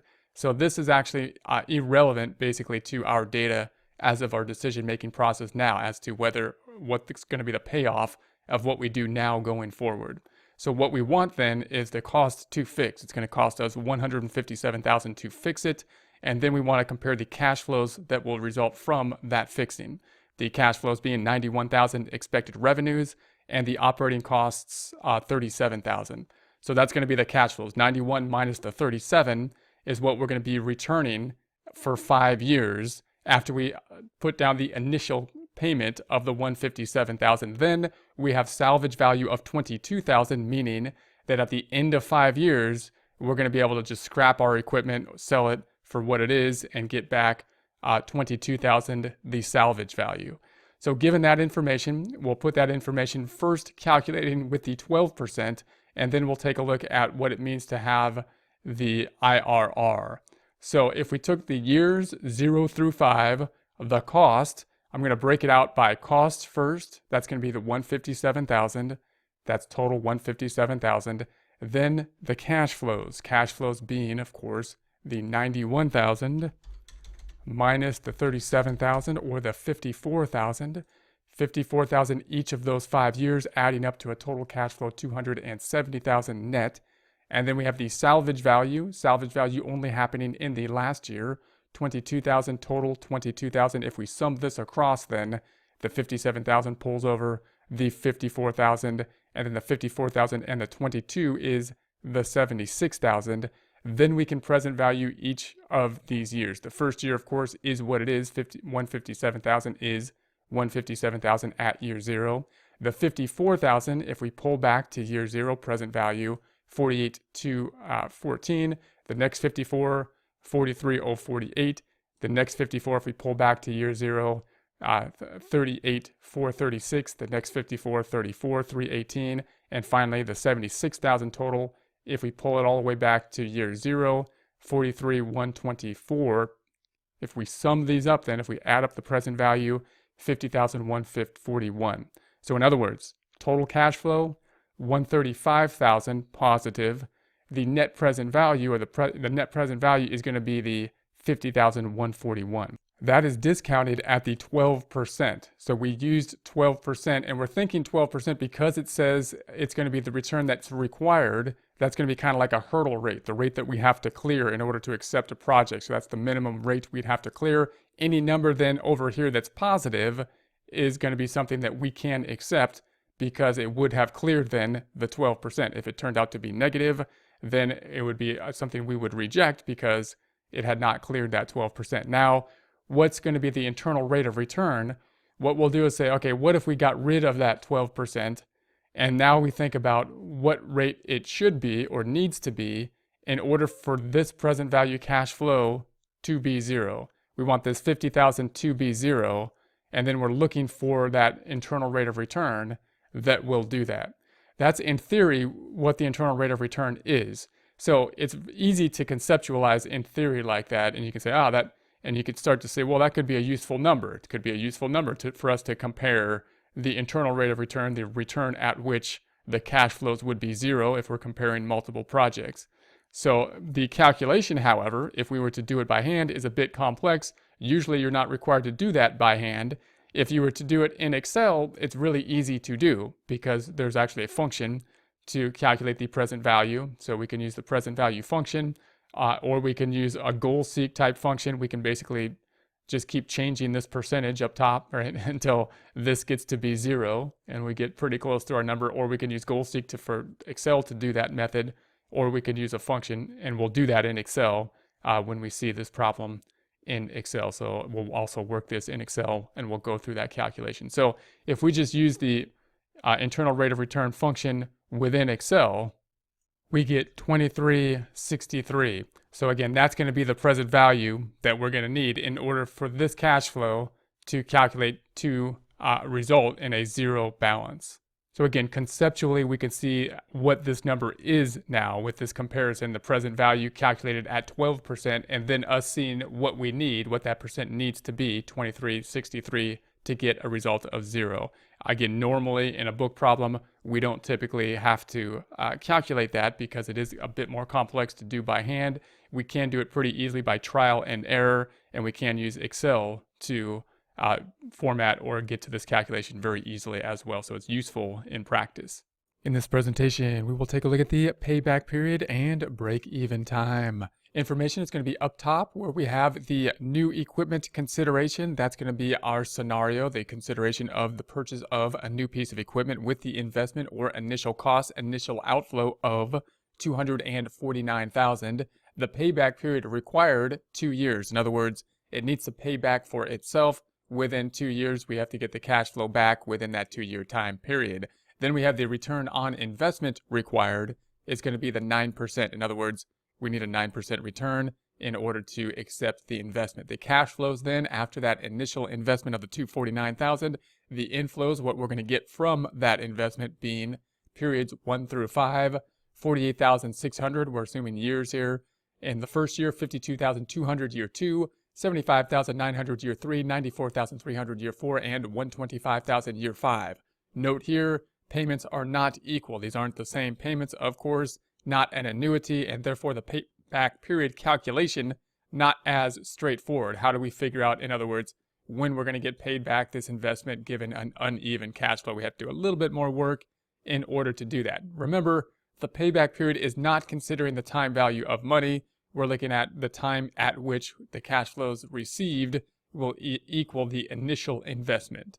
One way to do this is we can say, all right, let's take a look at each year individually. We'll break out the year, we'll break out the cash flow, and then we'll have a running balance. The running balance is just going to be for year 1, of course, the same as the initial investment. The initial investment, that $249,000, same for the cash flow and the running balance. Then in year 1, we've got the $48,600. Within the running balance, that's going to be the $249,000 negative balance plus the $48,600, and then we get the $200,400. In Excel, this is a really nice and easy thing to do. We can set the first formula, use autofill to copy it down.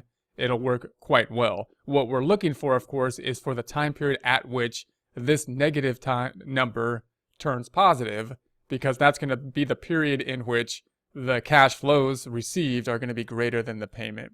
So then we have year 2, we have the $52,200. So the $200,400 minus the $52,200 gives us the $148,200. We're still negative, so we need to keep going. We're going to go to year 3, where we have the $75,900, the $148,200 negative plus the $75,900 positive gives us the $72,300. Then in year 4, we've got the $94,300, the $72,300 plus the $94,300. It gives us a positive $22,000. Therefore, somewhere between year 3 and 4, 3 point something is where we have that break-even period, where we flip and the cash flows have paid themselves off. We paid off that initial investment. Then in year 5, we of course have the 125, the 22,000 plus the 125 gives us the 147. So now we know within the year that it happens. We could get more detailed. We could say, well, we know that. Now we want to get, a little bit more precise. Well, we could say, then take our information. This is the total cash flows. This is the running balance. Note that the running balance at the end equals the sum of the total cash flows. So then if we think about it in this format, we're going to say that the year 3, we had the $72,300. $72,300 still not paid off. If we divide that then by the $94,300 that happened in year 4, we can get the percentage of the year that it was paid off in 0.77. And then if we add the 3 years to that, we're going to get it got paid off in 3.77 years. So in other words, we know it got paid off somewhere between 3 and 4. We don't know exactly when between 3 and 4. At the end of year 3, we owed $72,300. We paid in year 4 $94,300. So if we take year 3 divided by the payments that happened, we're going to get the 0.77, and that's going to be the partial year that we have. So then we add the original 3 plus the 0.77, we get the 3.77.